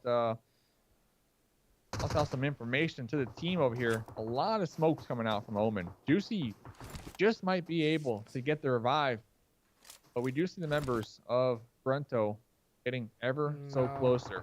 Jute, not a lot more health to work with. They might push and crawl to Angry here using these smokes. That might be the play, but they're going to be cutting insane pickup. It's going to be an insane pickup. He's going to have to go for it right here. Smokes are up. Yeah, GRUNTo. That's a huge revive right there for Omen. GRUNTo is trying to find another angle on it. Perfect smoke place, and they do get him up, and the eject is done. Zute saved. Great plays coming out of Omen Elite to be able to save one of their main players right there. That was a huge play. And look at this, though. The zone shifted. They got them up. They need to get going into the next one. And look, they're going to have a hard time because Tempo Storm is waiting for them. Yeah, and there's like a little bridge right in the middle of the town there. Tempo Storm, like you said, going to be occupying that bridge. And Omen Elite, the pressure right now is on. You got to focus on making it on into new zone where Tempo will be gatekeeping. You also have to make sure not to get backstabbed in the process by GRUNTo, who also need to make their way on into the zone. So this is going to be one heck of a challenge for both GRUNTo and Omen. But Omen, they might get sandwiched. The pull-up right now from Wildcard onto Alpha 7G. Going to start erupting. Here comes the action. Here comes the violence. Beach, Spring, already knocked down and out. Acer and Slicky, it is down to them to make sure they can clean this one up and take out the members from Alpha 7GG so that they can get their revives. Rolex with a huge nade right there. Slicky trying to return it. That's a good one right there. Oh, does get some damage down. Not the knock, though. It's going to be interesting to see. Alpha 7, after those knocks, should have pushed and full scented on them, but I guess maybe there is that factor that you see Wildcard putting in so much work, you don't want to push. Yep. Abdul, really interesting to see. Abdul can provide really good information to their squad mates right now with their position. You know, they definitely hear it. They see maybe what's going on through these smokes. Rolex is going to be tagged as well to revive. See, this is extremely interesting. Rolex is getting revived. 7. Oh, he caught Acer. Pushing this though. Mid-Tex is pushing this a solo essentially. They are extremely thirsty right now. They're in the smokes. They're gonna oh just my goodness! Connecting, getting the thirst onto Acer. Beach also bleeding on out to revive. Oh, what the one? Wow! Mid-Tex popping on in through Alpha that door. 7. The revive. GG. Able to get the drop shot. Wildcard. I questioned it. I questioned the aggression from Mid-Tex, but I gotta take it back. I mean, Mid-Tex, they knew what they were doing there. I mean, it was a risky play, but sometimes you gotta risk it to get the biscuit, and that's exactly what happened. That's a huge takeout for Alpha 7 GG, and it's gonna boost their confidence going into the rest of this match. Yeah, that is huge. And look at this though. Simplicity hearing that, seeing the kill feed pop off. Yeah. Not going to looks like they try to get that third party. The reset. But it's too late. Not going to allow the reset over here. They're already getting their grenades locked and loaded, prepped, ready to go. Rolex on the outside of this little shack over here, prone in the smokes, waiting to see if Simplicity make the push. Now look at the next circle. This is not in. They have to push now. They have to push now. Like Simplicity has no choice. They have to push this right now because this fight has to happen. And it's tough because with this kind of zone pressure right there, it's either you fight now or die to blue zone. You know, and the longer and longer you wait, it's gonna be tough. Unless they do have vehicles. So they do have vehicles. Maybe they're trying to make some kind of really sneaky drive play. But oh, it's a tough one, that's for sure. Russell has a great angle here. Oh, that's and huge. there he is. Yeah, Russell, I believe, spotting out 2 of the members from Alpha 7 right there. These smokes popping out. Russell popping up at the right time, connecting onto Rolex. Going to be pushing on into this little building with the smokes. Will be spraying onto Mid-Tech, taking Mid-Tech Here down. comes Abdul. Well, Abdul on the outskirts of the wall. Getting spotted. Yep, they are going for those jump shots, spraying. They know where they are. And now it is just down Russell to one more member of Alpha 7 GG. Menu knocked as well. Oh my goodness! Is that it? The wipe on Simplicity. Wow! What a crazy play! And Alpha 7 being able to take out 2 major squads right there. What an insane play! As we're starting to see this next fight right here. It's getting pandemonium Vikendi. Yeah, What a crazy match! Still, Alpha 7 coming in clutch there. 2 squad wipes back to back. But like you said, the action now popping off. Mezexis ESports going to be making the push right now onto Cream. Cream down to 1 member alive, trying to defend this. Mezexis ESports, they have 3 up. Darius, the only member out of that engagement to be knocked in. The third party right now from Team Queso on the outskirts of this one. Yala was able to take some shots over there, but this is going to be on in the circle. So honestly, this is a good spot to have, especially with this new circle. Team Queso, they don't really need to push on out into this and they just need to hold. you know, Yeah, just hold, taking wait. out this squad because Mezexis, they need to push into Team Queso theoretically. Tempo Storm still alive, still fighting the good fight out here as well.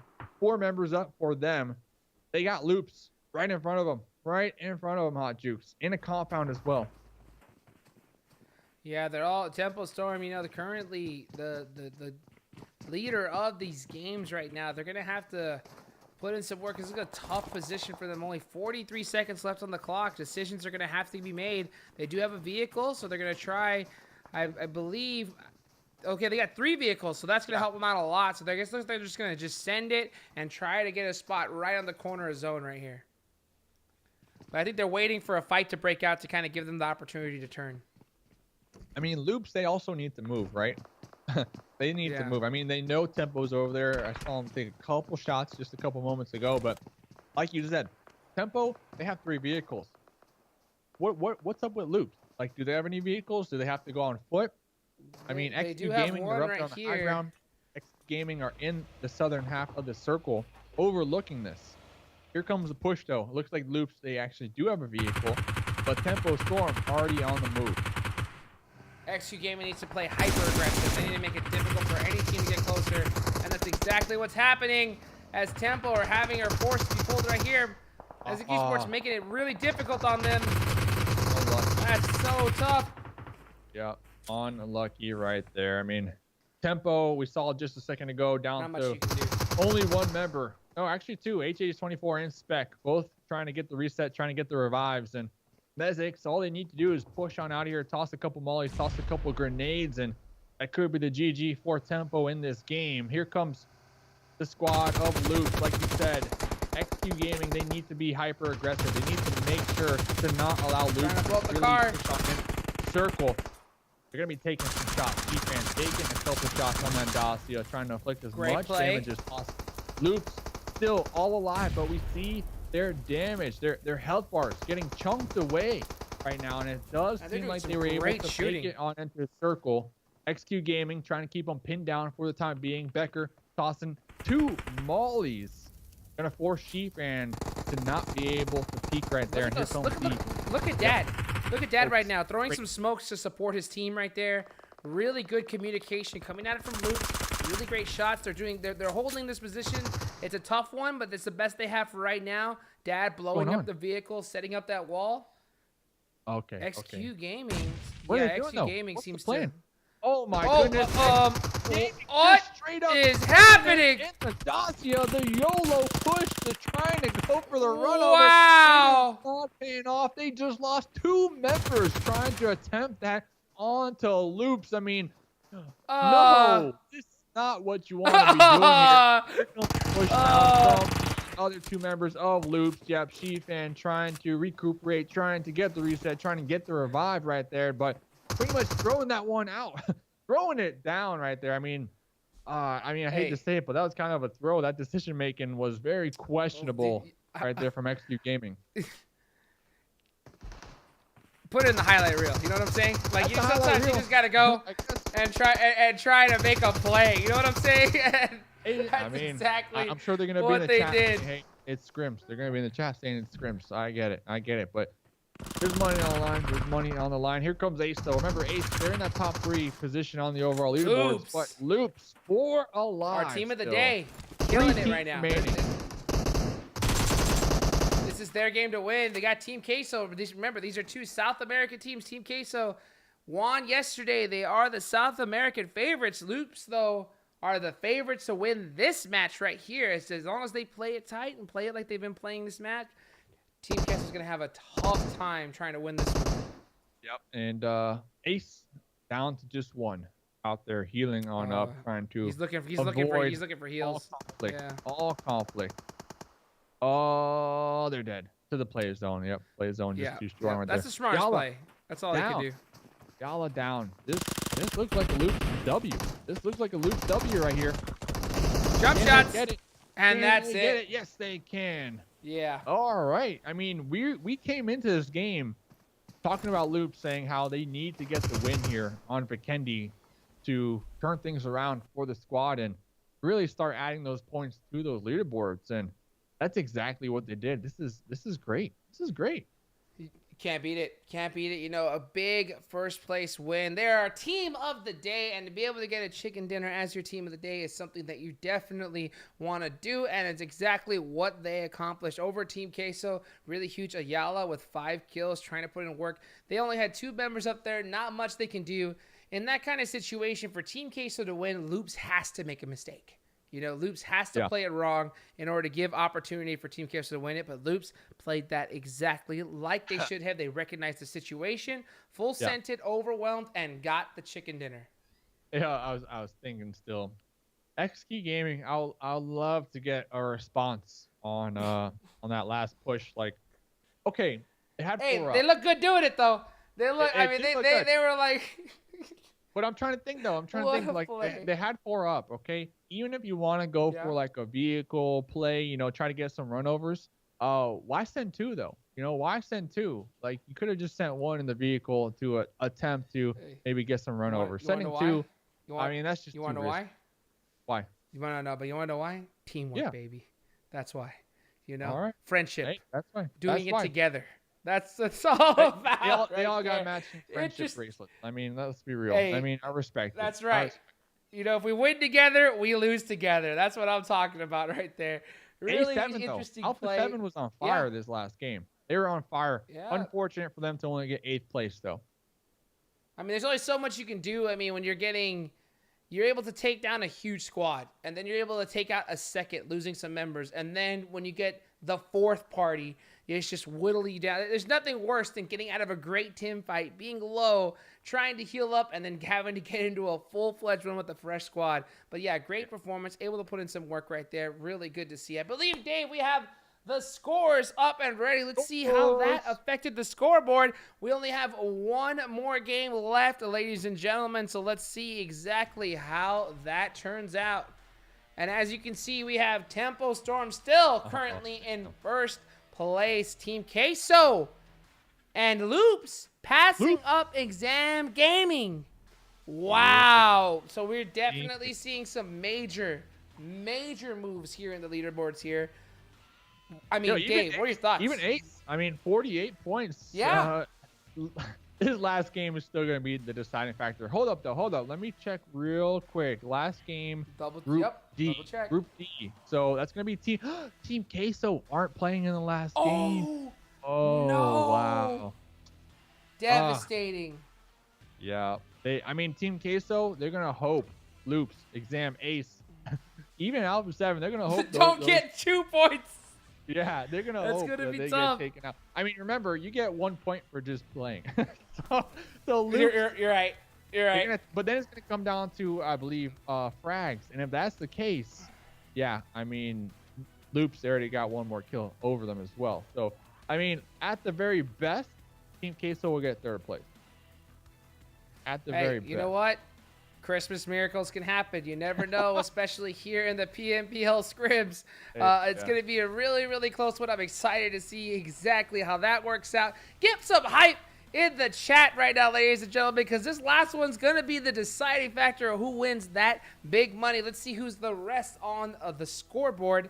As we have Mezexis ESport, they were putting some work this match for sure. You know, ending up in 11th place with 21 points. Wildcard Gaming, you know, a team that's been performing really well. You know, now in the bottom 10. But you know, hopefully they're looking to mix it up here for this last match in practice because you know they got some good accolades on the boards. Hopefully they can change it up. Tribe still trying to kind of figure it out here as they're in 13th place. Grunto's been making some really, really great plays. I just think that they're just trying to figure out that early game, you know, and how they're in that split looting section. If they can really dial that in, I think that's going to help them a lot going forward. And what are your thoughts as far as like on the rest of these teams here, Dave? I mean, GRUNTo, they used to be formerly team unnamed, so they're definitely a team that has experience in the scene. And you know what, recently getting picked up with GRUNTo. I mean, hopefully they can continue kind of bonding and improving their play style. They're really aggressive. Like we mentioned, you know, they're a squad. Once when they get a knock, they try to make sure to confirm it. They get super aggressive. But this last game, they were a little hesitant. Remember, Zute knocked down and out, bleeding on out. they didn't they committed, but then they didn't, right? It was kind of weird. And then the next circle popped. They went all the way out there to the east, and both GRUNTo and Omen, they just had a very challenging journey to make their way on in past Tempo Storm, who's currently in first place by 12 points. So unlucky. I would like to see squads like B4, Simplicity, Cream kind of pick it up moving on into last nights. I mean, like we said last night, coming into last game, yes, it's scrims. It's here for practice, but maybe practice something new. Like try something just crazy. Yeah. Maybe practice your hot dropping, because you never know. Sure. In the World League, you never know who you're going to go against, really. You're going to have to be able to react in all types of situations. So being able to have that skill in the back pocket of the squad, like that communication, being able to hot drop and win fights, like that's so important, especially moving forward within the scene, within the World League. I mean, keep your eye on the big picture type of deal. So when it comes to the end of the night and you're down here, you're on this page, it's going to be a challenge to get into the money. Obviously, only 3 teams get money at the end of every single night. So do something just wild, right? And just really try it out. Like, that's my opinion, at least, on the matter. Hey, I agree completely. Let's say hi to everybody here. And it's something that I could definitely say, me myself, being a previous IGL, you look at GRUNTo and that kind of decision of whether to push or not, it's always a really, really tough one. Just saying, hey, do you want to go aggressive and try to full send the squad? Because if you do and get the win, you made the right decision. But then you push it and you die, you're going to get blamed. But then also, if you decide to hold back and don't get the finish, you get blamed as well. So that's something I definitely don't envy of all the IGLs that are currently playing. But hey, that is game number 4. Dave finishing up with Erangel. And man, it's close. It is a close one. One game decides it, literally. I mean, Tempo, 12 points ahead. They have 12 points, but 12 points is definitely doable. One thing Tempo have going for them, like I mentioned, I already forgot, brain fart. Whoever's in second place, I forgot who it was, but they're sitting out this game. Team Queso, they're not in the last game, and they're only 1 point ahead. So, hey, Loops and Enxame. Enxame had a really, really great start right here. It's going to be interesting to see if they're going to be able to finish here in the top 3 with this last match. It's going to be competitive, and I wonder if any other teams are going to opt to maybe drop at their location, knowing that, where Tempo likes to go. You never know what is going to happen here in the PMPL Scrims. So, guys, do not go anywhere. Make sure you get some hype in the chat. Cheer on all these teams, all these members, regardless of their performance. This is all about helping these teams improve, getting everybody else to kind of know them and everything as well. So, guys, thank y'all so much. We're going to go ahead and go to the break, and we'll catch you right back for game number 5.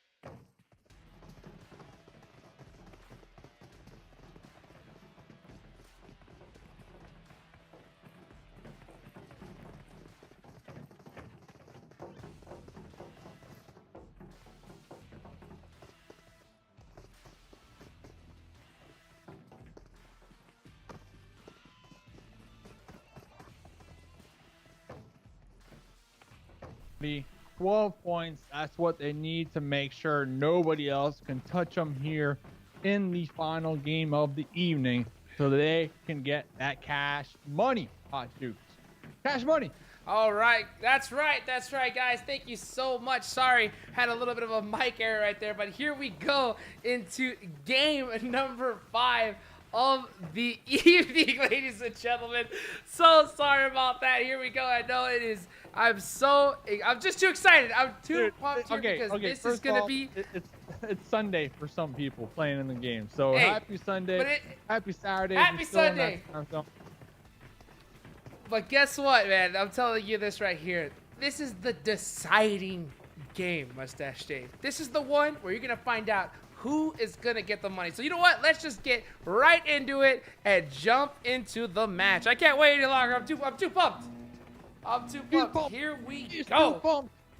Let's get into it. Tempo 12 points ahead right now. Gonna have to do everything in their power to defend their title here tonight, this evening. Loops hot on the trail. Loops looking to take the chicken in their final match, and you know what? Walk home with all that money, especially on a day like today where we will be following them very closely. Coming into this game, Team Queso 1 point ahead in second place, but they will not be playing in the last game of the evening. So they are going to be sweating bullets back there, hoping that other squads will not get that 1 or 2 points this game to overthrow. 1 or 2 points. And that's going to be a really tough ask right there. That's what's so interesting about this format, Dave, especially for the teams that do not get to play the last match. You know, the scoreboard, as much as, you know, you want to kind of rely on it, you really can't. You know, you have to make sure that you're predicting no matter what, that you have to perform every single game, because when you're out, that is an entire game that people are going to be able to get some huge points. I mean, heck, as we saw Enxame, they got almost 36 points in the first game alone. If you see somebody get a performance like that here at the end, heck, you never know what could happen to the scoreboard. Yeah, and I mean, you know, Team Queso, they have been doing a phenomenal job. Our squad that we're watching here today, Loops from Brazil. I mean, these teams are definitely coming out representing their, you know, regions out there of the Americas and giving North America a run for their money. So North America, Temple Storm currently find themselves in first place. Let's see if they can defend that title here this evening. Circle number 1 up. George Hard shift. Gatco, yeah. Zarky, shooting range. Nobody's in it for the most part. Tribe, they like to drop Rawshawk. They're going to be in there. Tempo, Knights. But besides that, I mean, we already see the players. They're all scattering all over the place right now. They are freaking out with this circle.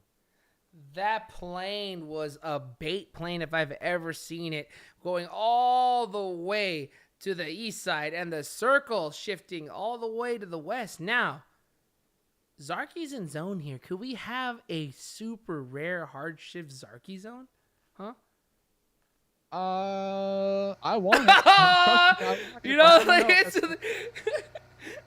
instantly, and oh my gosh, it's something that every time I get to see the opportunity, it's so rare. Even in regular pub games, I myself have been playing this game since it pretty much started, and I've only seen it a handful of times. So every time I see it, I personally always get excited and have to kind of put the energy towards that way.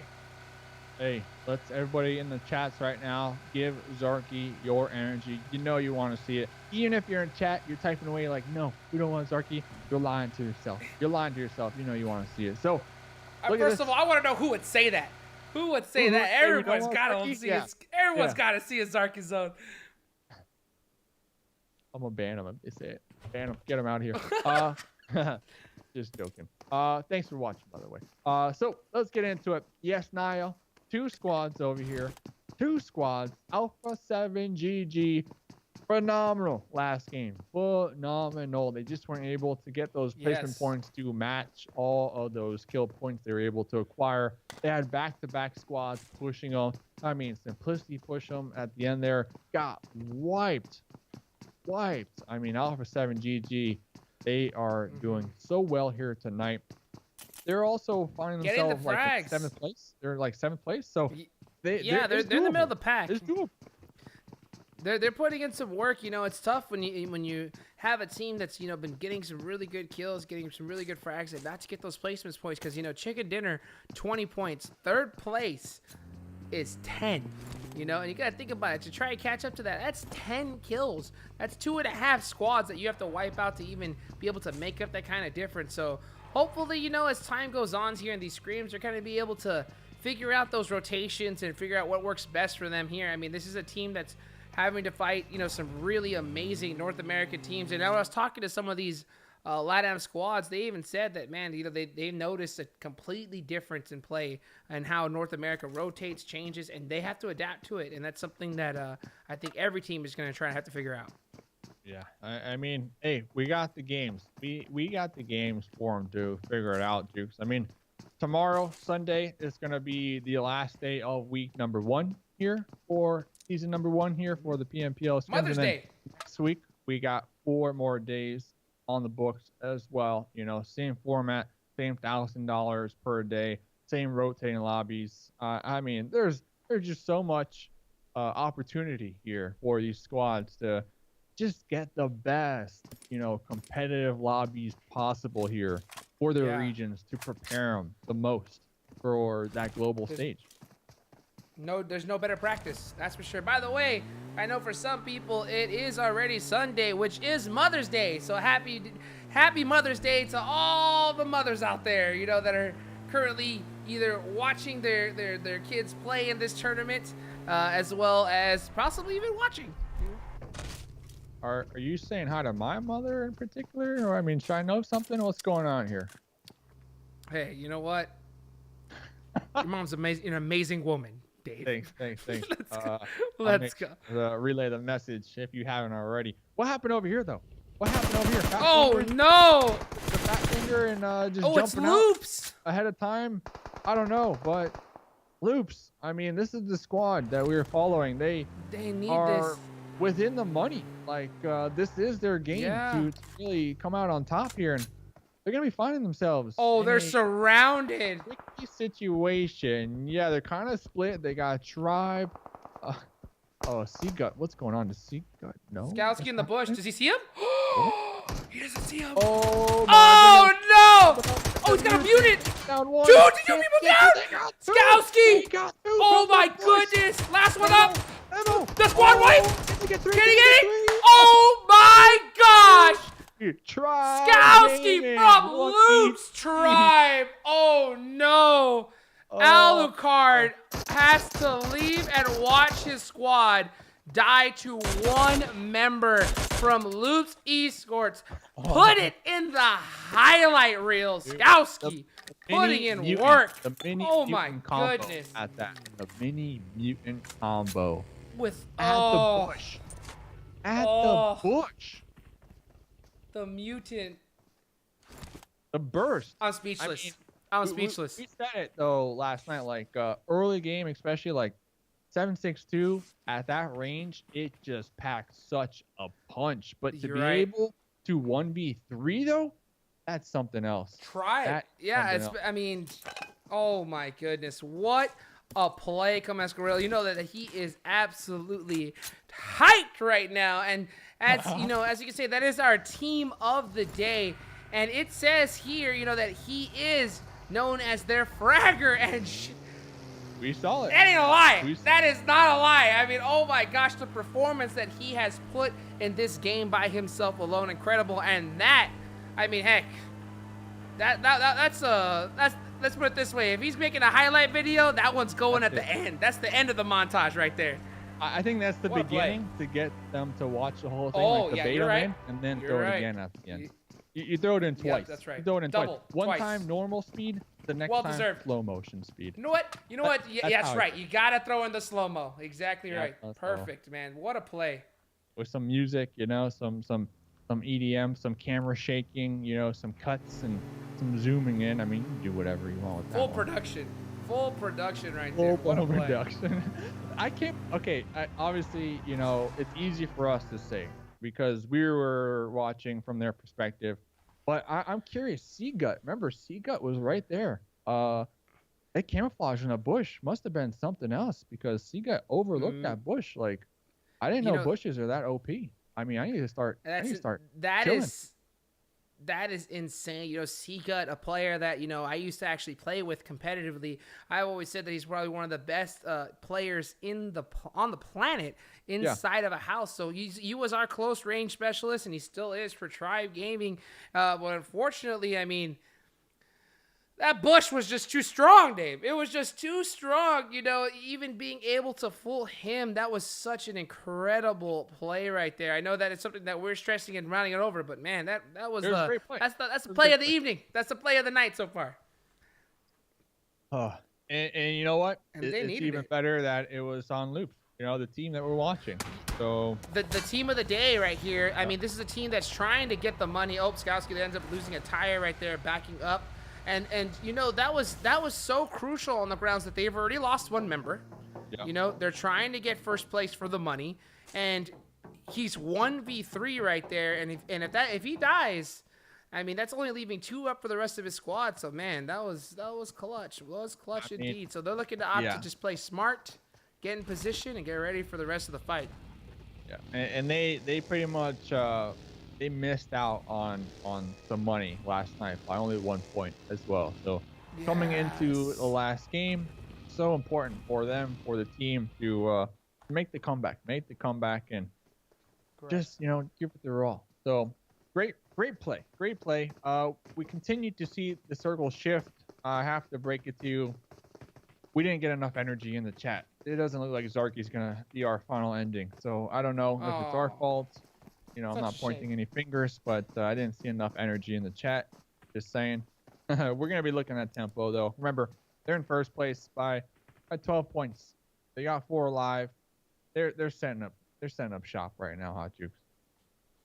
Yeah, you know, they're so good at being able to rotate to position so quickly. That's something that I've noticed that the North American scene has adapted to and been able to improve so much. I remember when the first time ever NA was able to go ahead and face against the East, that was something that they were so strong at. I mean, talk about moving within they were already driving by the time the circle popped. And that's something that I think NA has adapted into their play style and have just been improving time and time again as we go on here. That's all they can do. That's all they can do. Pretty much the main goal, and we stress it almost every single day, just improving as a squad, and you love to see it. A team that has been pretty much developing right in front of our eyes. This squad right here. I mean, Alpha 7. Yeah. I mentioned just a couple moments ago, like they just need to really work on getting some better placements. But besides that, like their fighting abilities, they have 100% proven themselves. They can do it. At least in my eyes here today, especially after that last match. I mean, it was just phenomenal from them. So looking around over here, looks like Wildcard are gonna find themselves a nice little compound. Slicky waiting to see where this package drops. Doing some bird watching. Yeah, bird watching over there with the Cainted Sight and the red dot. Interesting choice. But let's see. Next circle. They got the best spot. That's one of the best spots right there for this kind of circle. Yes, you can rotate either way, and it's a nice hardship right now. So Rozhawk zone. This is gonna be really interesting. Ruins and Roz, this is a tough spot right here, because you kind of have to decide, are you going to go north? Are you going to go south? Wildcard, I think, are going to opt to kind of hold right there, because they're going to catch a lot of people on rotation. But man, this is such a coin toss. And look at every single squad driving onto this hardship right now. And you know what? I hate to say it, but doesn't Tribe drop Rozhawk? Don't they drop Rozhawk?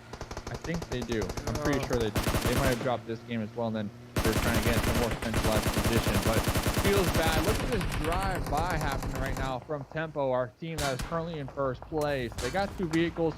They're gonna be taking some shots at Ace 1, who are also in the running for the money. And like you said, this hard shift all the way out here to the east, forcing all these squads to immediately pop in vehicles and make that transition, make that play to get into the new zone. Looks like one of the members from Tempo were knocked down and out in the process, but they should be able to get that much needed revive. Everybody in vehicles right now, straight Mad Max in it right now, just trying to get on into the new zone. Trying to find something.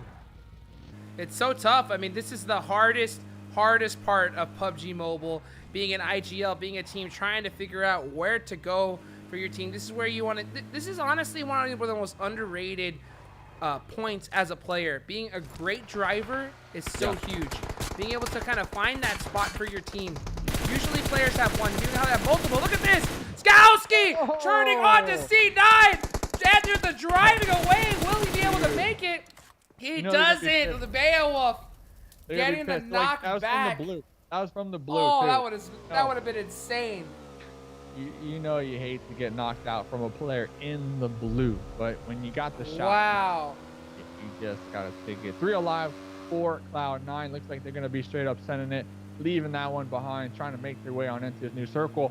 Loops, I mean, it's falling apart. It's falling apart for him. I gotta say, they had a great early game. This hard shift to the east. I mean, it really threw a wrench in everybody's plan. Let's be honest. It threw a wrench in everybody's plan that was out there to the west. And now it looks like Loops, they only got one more member left, and they are in the running for the money. So really, it's just got to get these placement points. You got to get these placement points. Bridge zone? Bridge? That's going.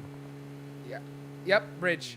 Okay, interesting play. This is something that, you know, like, it's a pretty good option for players that, you know, if you're by yourself, just kind of go underwater, get underneath the bridge. A lot of teams don't really look there. So that's going to be a good spot for him. Good IQ and spot for his team. But you're gonna see, you'd be surprised. A lot of people are going to be able to see that location. Look at this wild card right now. Gatekeeping GRUNTo Esports. I think Skowski right there was just feeling himself too hard.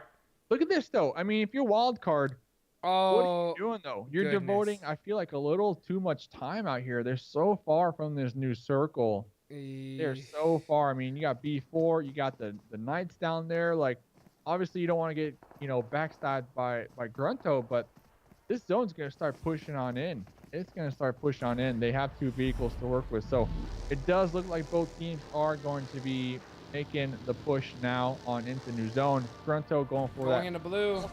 This one hurts. There's someone else out there, though, too. The last remaining member from PUBG Gaming. I saw them. They're out there in the blue. So they might be able to get a couple knocks as well if they play their cards right. Federal right now putting his best, swimming on us. 2Q trying to get some shots on the wild card as they pass by here. Ironside AK getting some hit markers, some good ones too. But Slicky able to make it here to Watertown. Looks like there's already gonna have this Acer residents in Watertown as well. Yep. Acer not opting to take these shots over here. I mean, he's in a tough position. Yeah, you don't want to get ran over, first of all, or if you start taking the shots, on stream, you might get third party. So it is smart. It is smart, in my opinion, for them to just kind of bunker down. He's in zone 2. Oh! Oh, what? Oh! Didn't see that coming. 2Q. Look at that, holding that angle, dropping the nade onto Acer and connecting. That's a huge loss right there for Wildcard. Bale getting taken down the field. Ace putting in some work on the kill feed as well. Look at this. So much action going on right now. Looks like they're in the middle of a third party. Federal still swimming. Yeah. Oh, and look at him. Our team. He can't even get up. He's drowning. Yep, they're drowning. Yeah. They're taking damage. He cannot get up. He knows the second he puts his head over, he's gonna be in a world of hurt right here. Darius has the DP, and he's gonna have to get up. Oh! Oh no! Oh, that was so close. So close. So close. Trying to make the play. Oh my gosh! Luke's went out first. Oh, they did. I just noticed that. Are you kidding me? 16 teams up? Oh, that is devastating for Loops. Yeah. Devastating. Hey, Loops had a great. I mean, we can't. Yeah, absolutely. Unlucky. I can't believe we got 15 teams still left. Tribe, they're still alive. Tribe is still alive. Yeah. They're out there trying. So many single members. Yep, a lot of solos here. We got Slicky in the middle of Watertown, I think. Yeah, the last remaining member for Wildcard. Look at Rawshawk. There's about 4 different teams in Rawshawk as well. Alpha 7 GG, definitely with the best position, in my opinion, when it comes to those squads in Rawshawk. waiting to see where the next circle goes. Tempo, all the way down there in the south, they don't want anything to do with anybody right now, and I definitely understand that. I mean, there's a total of 13 teams right now. Oh my gosh! Circles are That's the worst hard shift. That's the worst circle. That's the worst circle for this entire map right here. That's all open field. That is all open field and water. That is horrible for all these squads. Look at this G2 trying to make something. GRUNTo trying to. Oh my goodness. Okay, but for a second we saw Omen. Omen, they were pushing down south on that bridge. If you are Omen, in your opinion, do you stay on the northern end of this coast? I know there's not a lot of cover, but you will have the high ground. Like there's really no good spot right. This is a car wall. Like this is a car wall zone. This is where you have vehicles. You set up some crazy wall, and you kind of have to make your cover up right there, because this zone there really isn't any, and you're just tough. But you want to be there first as you try to catch all these other teams going in here. This is just tough. Any team, no matter what you are as IGL, you don't know whether you want to go now, later. But look at Bucky trying to get some shots on the Jagger. Yeah. I mean, honestly, trying to open this up to the if squad, you're a solo member, this zone hurts so bad. You're not going to make it into this new zone. So what Bucky's doing is the play, in my opinion. Try to get a couple additional points before you get taken out. J7 out here cooking a great A. Now, the Knights, they have their squad mates all alive. They got 4 alive, but they have to make their way on into this new circle. It's going to be a challenge, especially with Bucky, just that thorn right now on the side, the solo member from GRUNTo, trying to get any points possible. He's going to die to zone here, and does. Yeah, it's unfortunate. You know, this zone hurts so bad. It's going to be so tough to get in. Everybody's gatekeeping. I mean, this is just one of those matches where you just kind of going to have to throw your hands up and make some plays, and that's what J7's trying to do, trying to pick up all the heals he can, just heal up and try to get as best placement as he can. I mean, look at this. There's still 11 squads alive right here, Dave. This is crazy. Now down to 10. Look at this place right here. Enxame, a team. Garcia, the last remaining member for Enxame. They need this win. Some more grenades onto XQ Gaming, trying to get the final that was a good one. Kill, final knock on a Starlight. Getting the pickups here. This is a game that a team that is in contention, but possibly getting the money here. Got some kills to their name. Starlight though, laying down in the smoke, not making it easy. Tempo in the compound zone right over here, overlooking this. They have the hard cover. My fear is the 2 members from Ace as well. I mean, there are just so many teams so close to each other. 10 teams remaining. I mean, we're in circle number 5. This zone is so scuffed. I'm just gonna say it. What a troll zone here. I mean, it's gonna be such a challenge for any squad to survive right now. Tempo, and look where it goes. Smokes, mollies, Ace down here in a little dip. They have some cover to work with, but for how long? Oh, man. Next zone did pop on up. The zone, and it's in the open. A little further. No cover. North to the beach. Oh my goodness, it's gonna be a beach party. Enxame Gaming, I really like to see what Dudu did right there. If you guys didn't notice, he was going and shooting, and he had a wide open shot. The second one bullet hit him, though, he instantly moved away. And this kind of late game, you have to realize it's just better to just not get knocked than get a knock yourself. And you gotta have that quick reaction, because you want to be alive as you go into the rest of this fight. But man, this is so tough. All these teams are gonna have to run out wide in the open. They're just waiting, trying to find some kind of opportunity. Hopefully, this is where you kind of gotta have to wait and just flip a coin and see if some squads get into some fights and you can get a lucky third party right here. It's not easy. Tempo Storm is surrounded. Everybody needs that coin though right now. Everybody's flipping these coins, like you said. Tempo though, moving as a unit, going to be pushing ever so closely into this new zone. Alpha 7 Dude ran over somebody on the second story of this building. Midtech with the DP, going to be taking some shots over there on Enxame. Looks like the revives from Enxame were successful, but their push, their breach into this new zone was not successful. Ace still going to be back there on the edge of that old zone. Are going to be gate kept so hard right now. Omen Elite also down there to the north, under that ridge on the water. They're pretty good. Their position is really good right now in this new circle. Look at all these teams. Oh, this is tough. This is such a really difficult spot for so many squads. Ace now, getting knocked. They have all the angles from that roof right there. Omen Elite has this hill that's working out really well for them. And here comes Tempo Storm, putting in work. Tensa getting the knocks. Oh, Lukinas has an angle right now onto Omen. Alpha 7 GG. This roof is huge for them right now. I mean, they're just racking up the knocks. They only got 3 kills so far. Rolex is bleeding on out. Tempo going to be on the first story of this, trying to get the revives on their squad mates. Remember, Tempo currently in first place on the overall leaderboard. 6 squads remaining. Resets coming out right now. Omen, I saw Zute knocked out just a second ago. Oh, Nico knocked out as well. Will the revive be successful? Juicy is near. Angry out there trying to get a crate. They got B4. They have 3 alive as well. They're going to be all the way out here to the west side of this new zone. Have a nice little buffer, but they're going to be thrown in the grass and not a lot of cover. Oh, Tempo coming up to the roof and taking them out. They're going to be tossing them overboard. They're going to be taking the roof for themselves. Tempo racking up some more points, some more kills. The reset from Omen was successful. Both those down members were able to get revived. Here comes the smoke wall. Here comes the siege. We see Zute. We see Juicy all tossing out some grenades, trying to make the breach. Oh, gets caught. Up close and personal.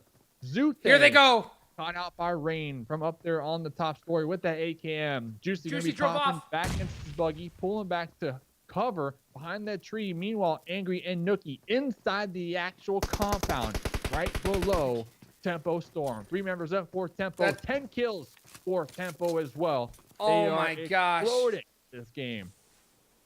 Securing their win here. Juicy doing something really smart. So basically sacrificing Nico and Angry to try and make something happen.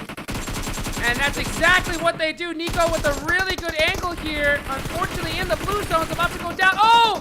Hits the jump, and then here comes Juicy. That's exactly what you want to do there. He went to go and bait them out and get that great angle and was able to get the finish. Unfortunately, had to sacrifice 2 of his teammates right there, but was able to get the finish on Tempo Storm. Absolutely crucial. Let's see if Juicy, one of the best players here in North America, going to try to make something happen. Angry is still alive on the crawl.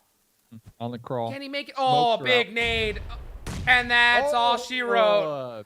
That's all it took right there. Great nade coming from Pedro, dog, from B4. So, listen to this, though. Ace, I believe they're like in 4th place coming into this game. Oh, my goodness. I mean, I might be wrong. They were like in 5th or 4th. They were 5th or 4th. But if they get this win, yeah. If they get this win, this could be it. And they clutched it out once here tonight already. You're right. Paralyzed was one of those members that were able to clutch it out. Omen, I mean, taking out Tempo right there, that was huge. But Tempo, they had a bunch of kills, so that might. Oh, that's a big nade.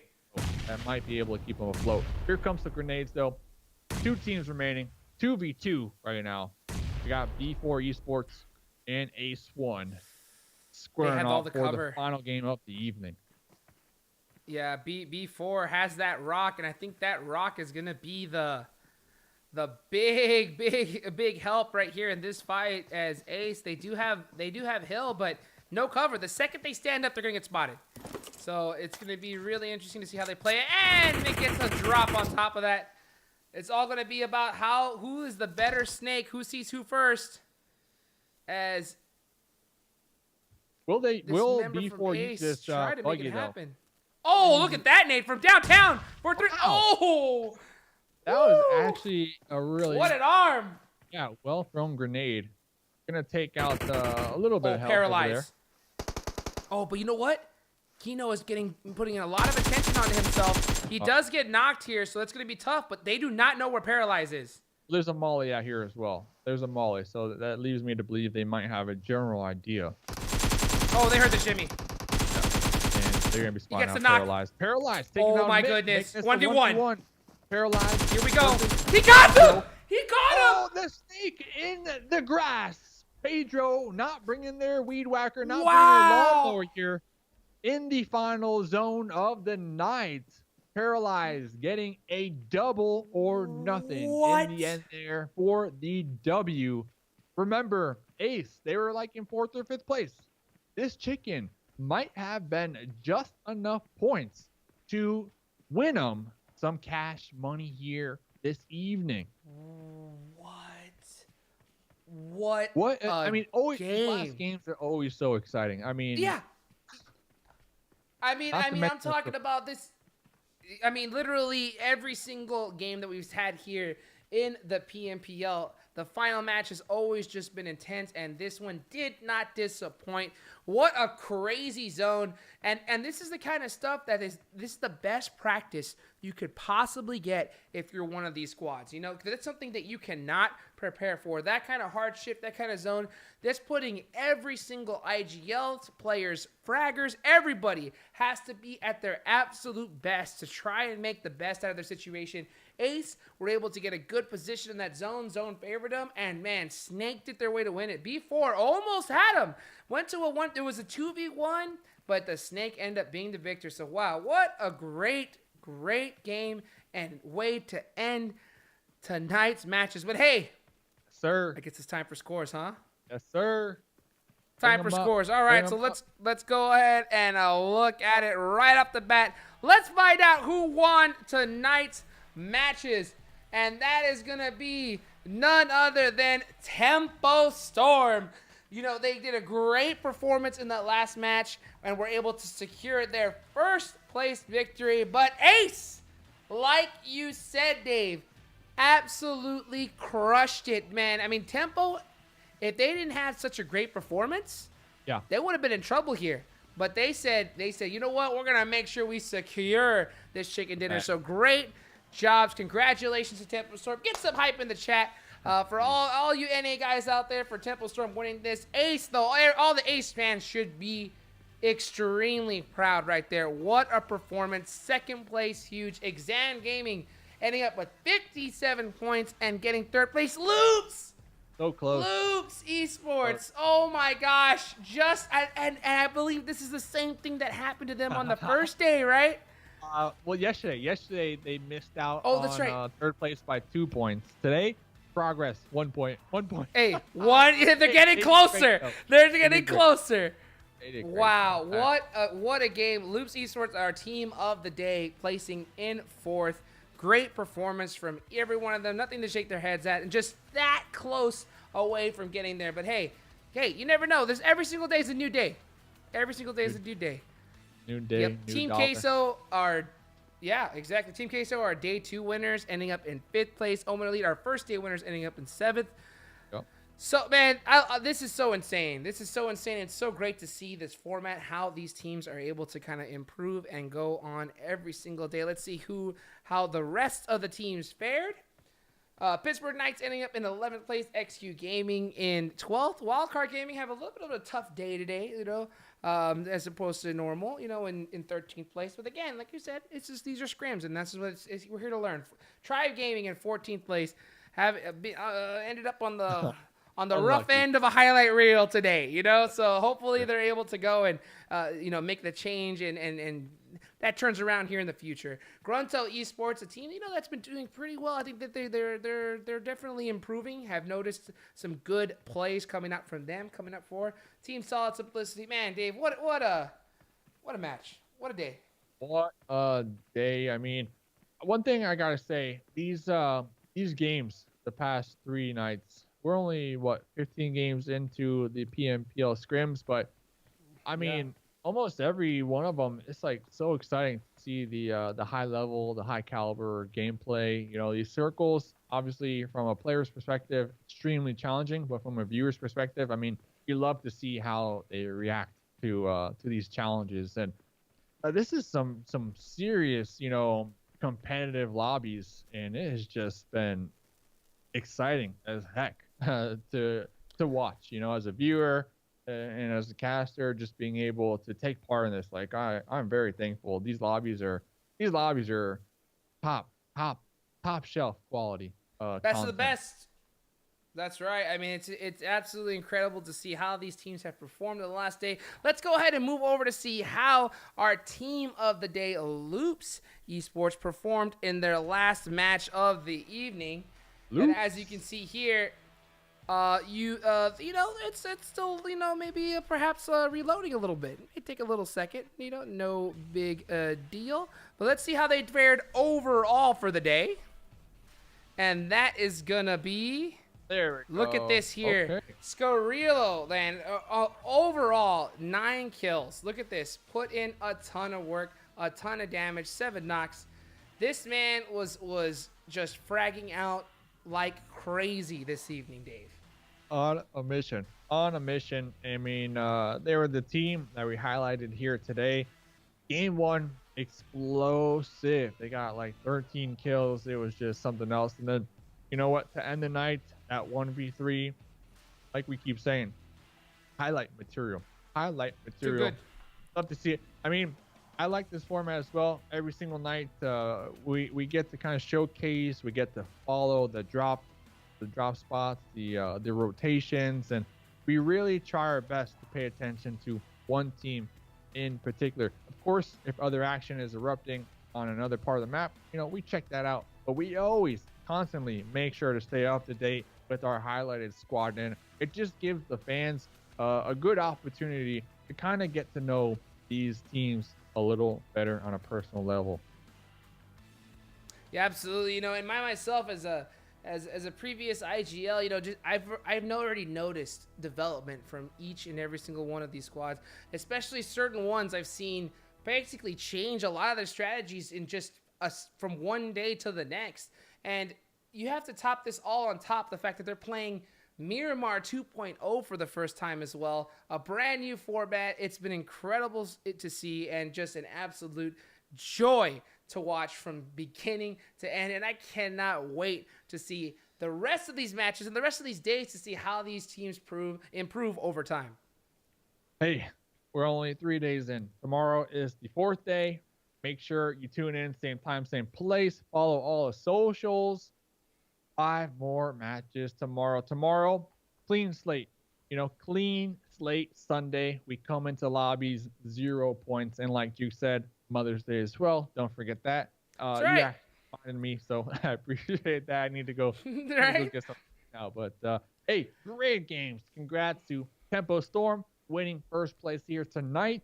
Phenomenal showing. Seriously, great job, What a play. everybody. What a play, guys. Thank you again, everybody, for watching. And once again, and happy early Mother's Day to everybody out there.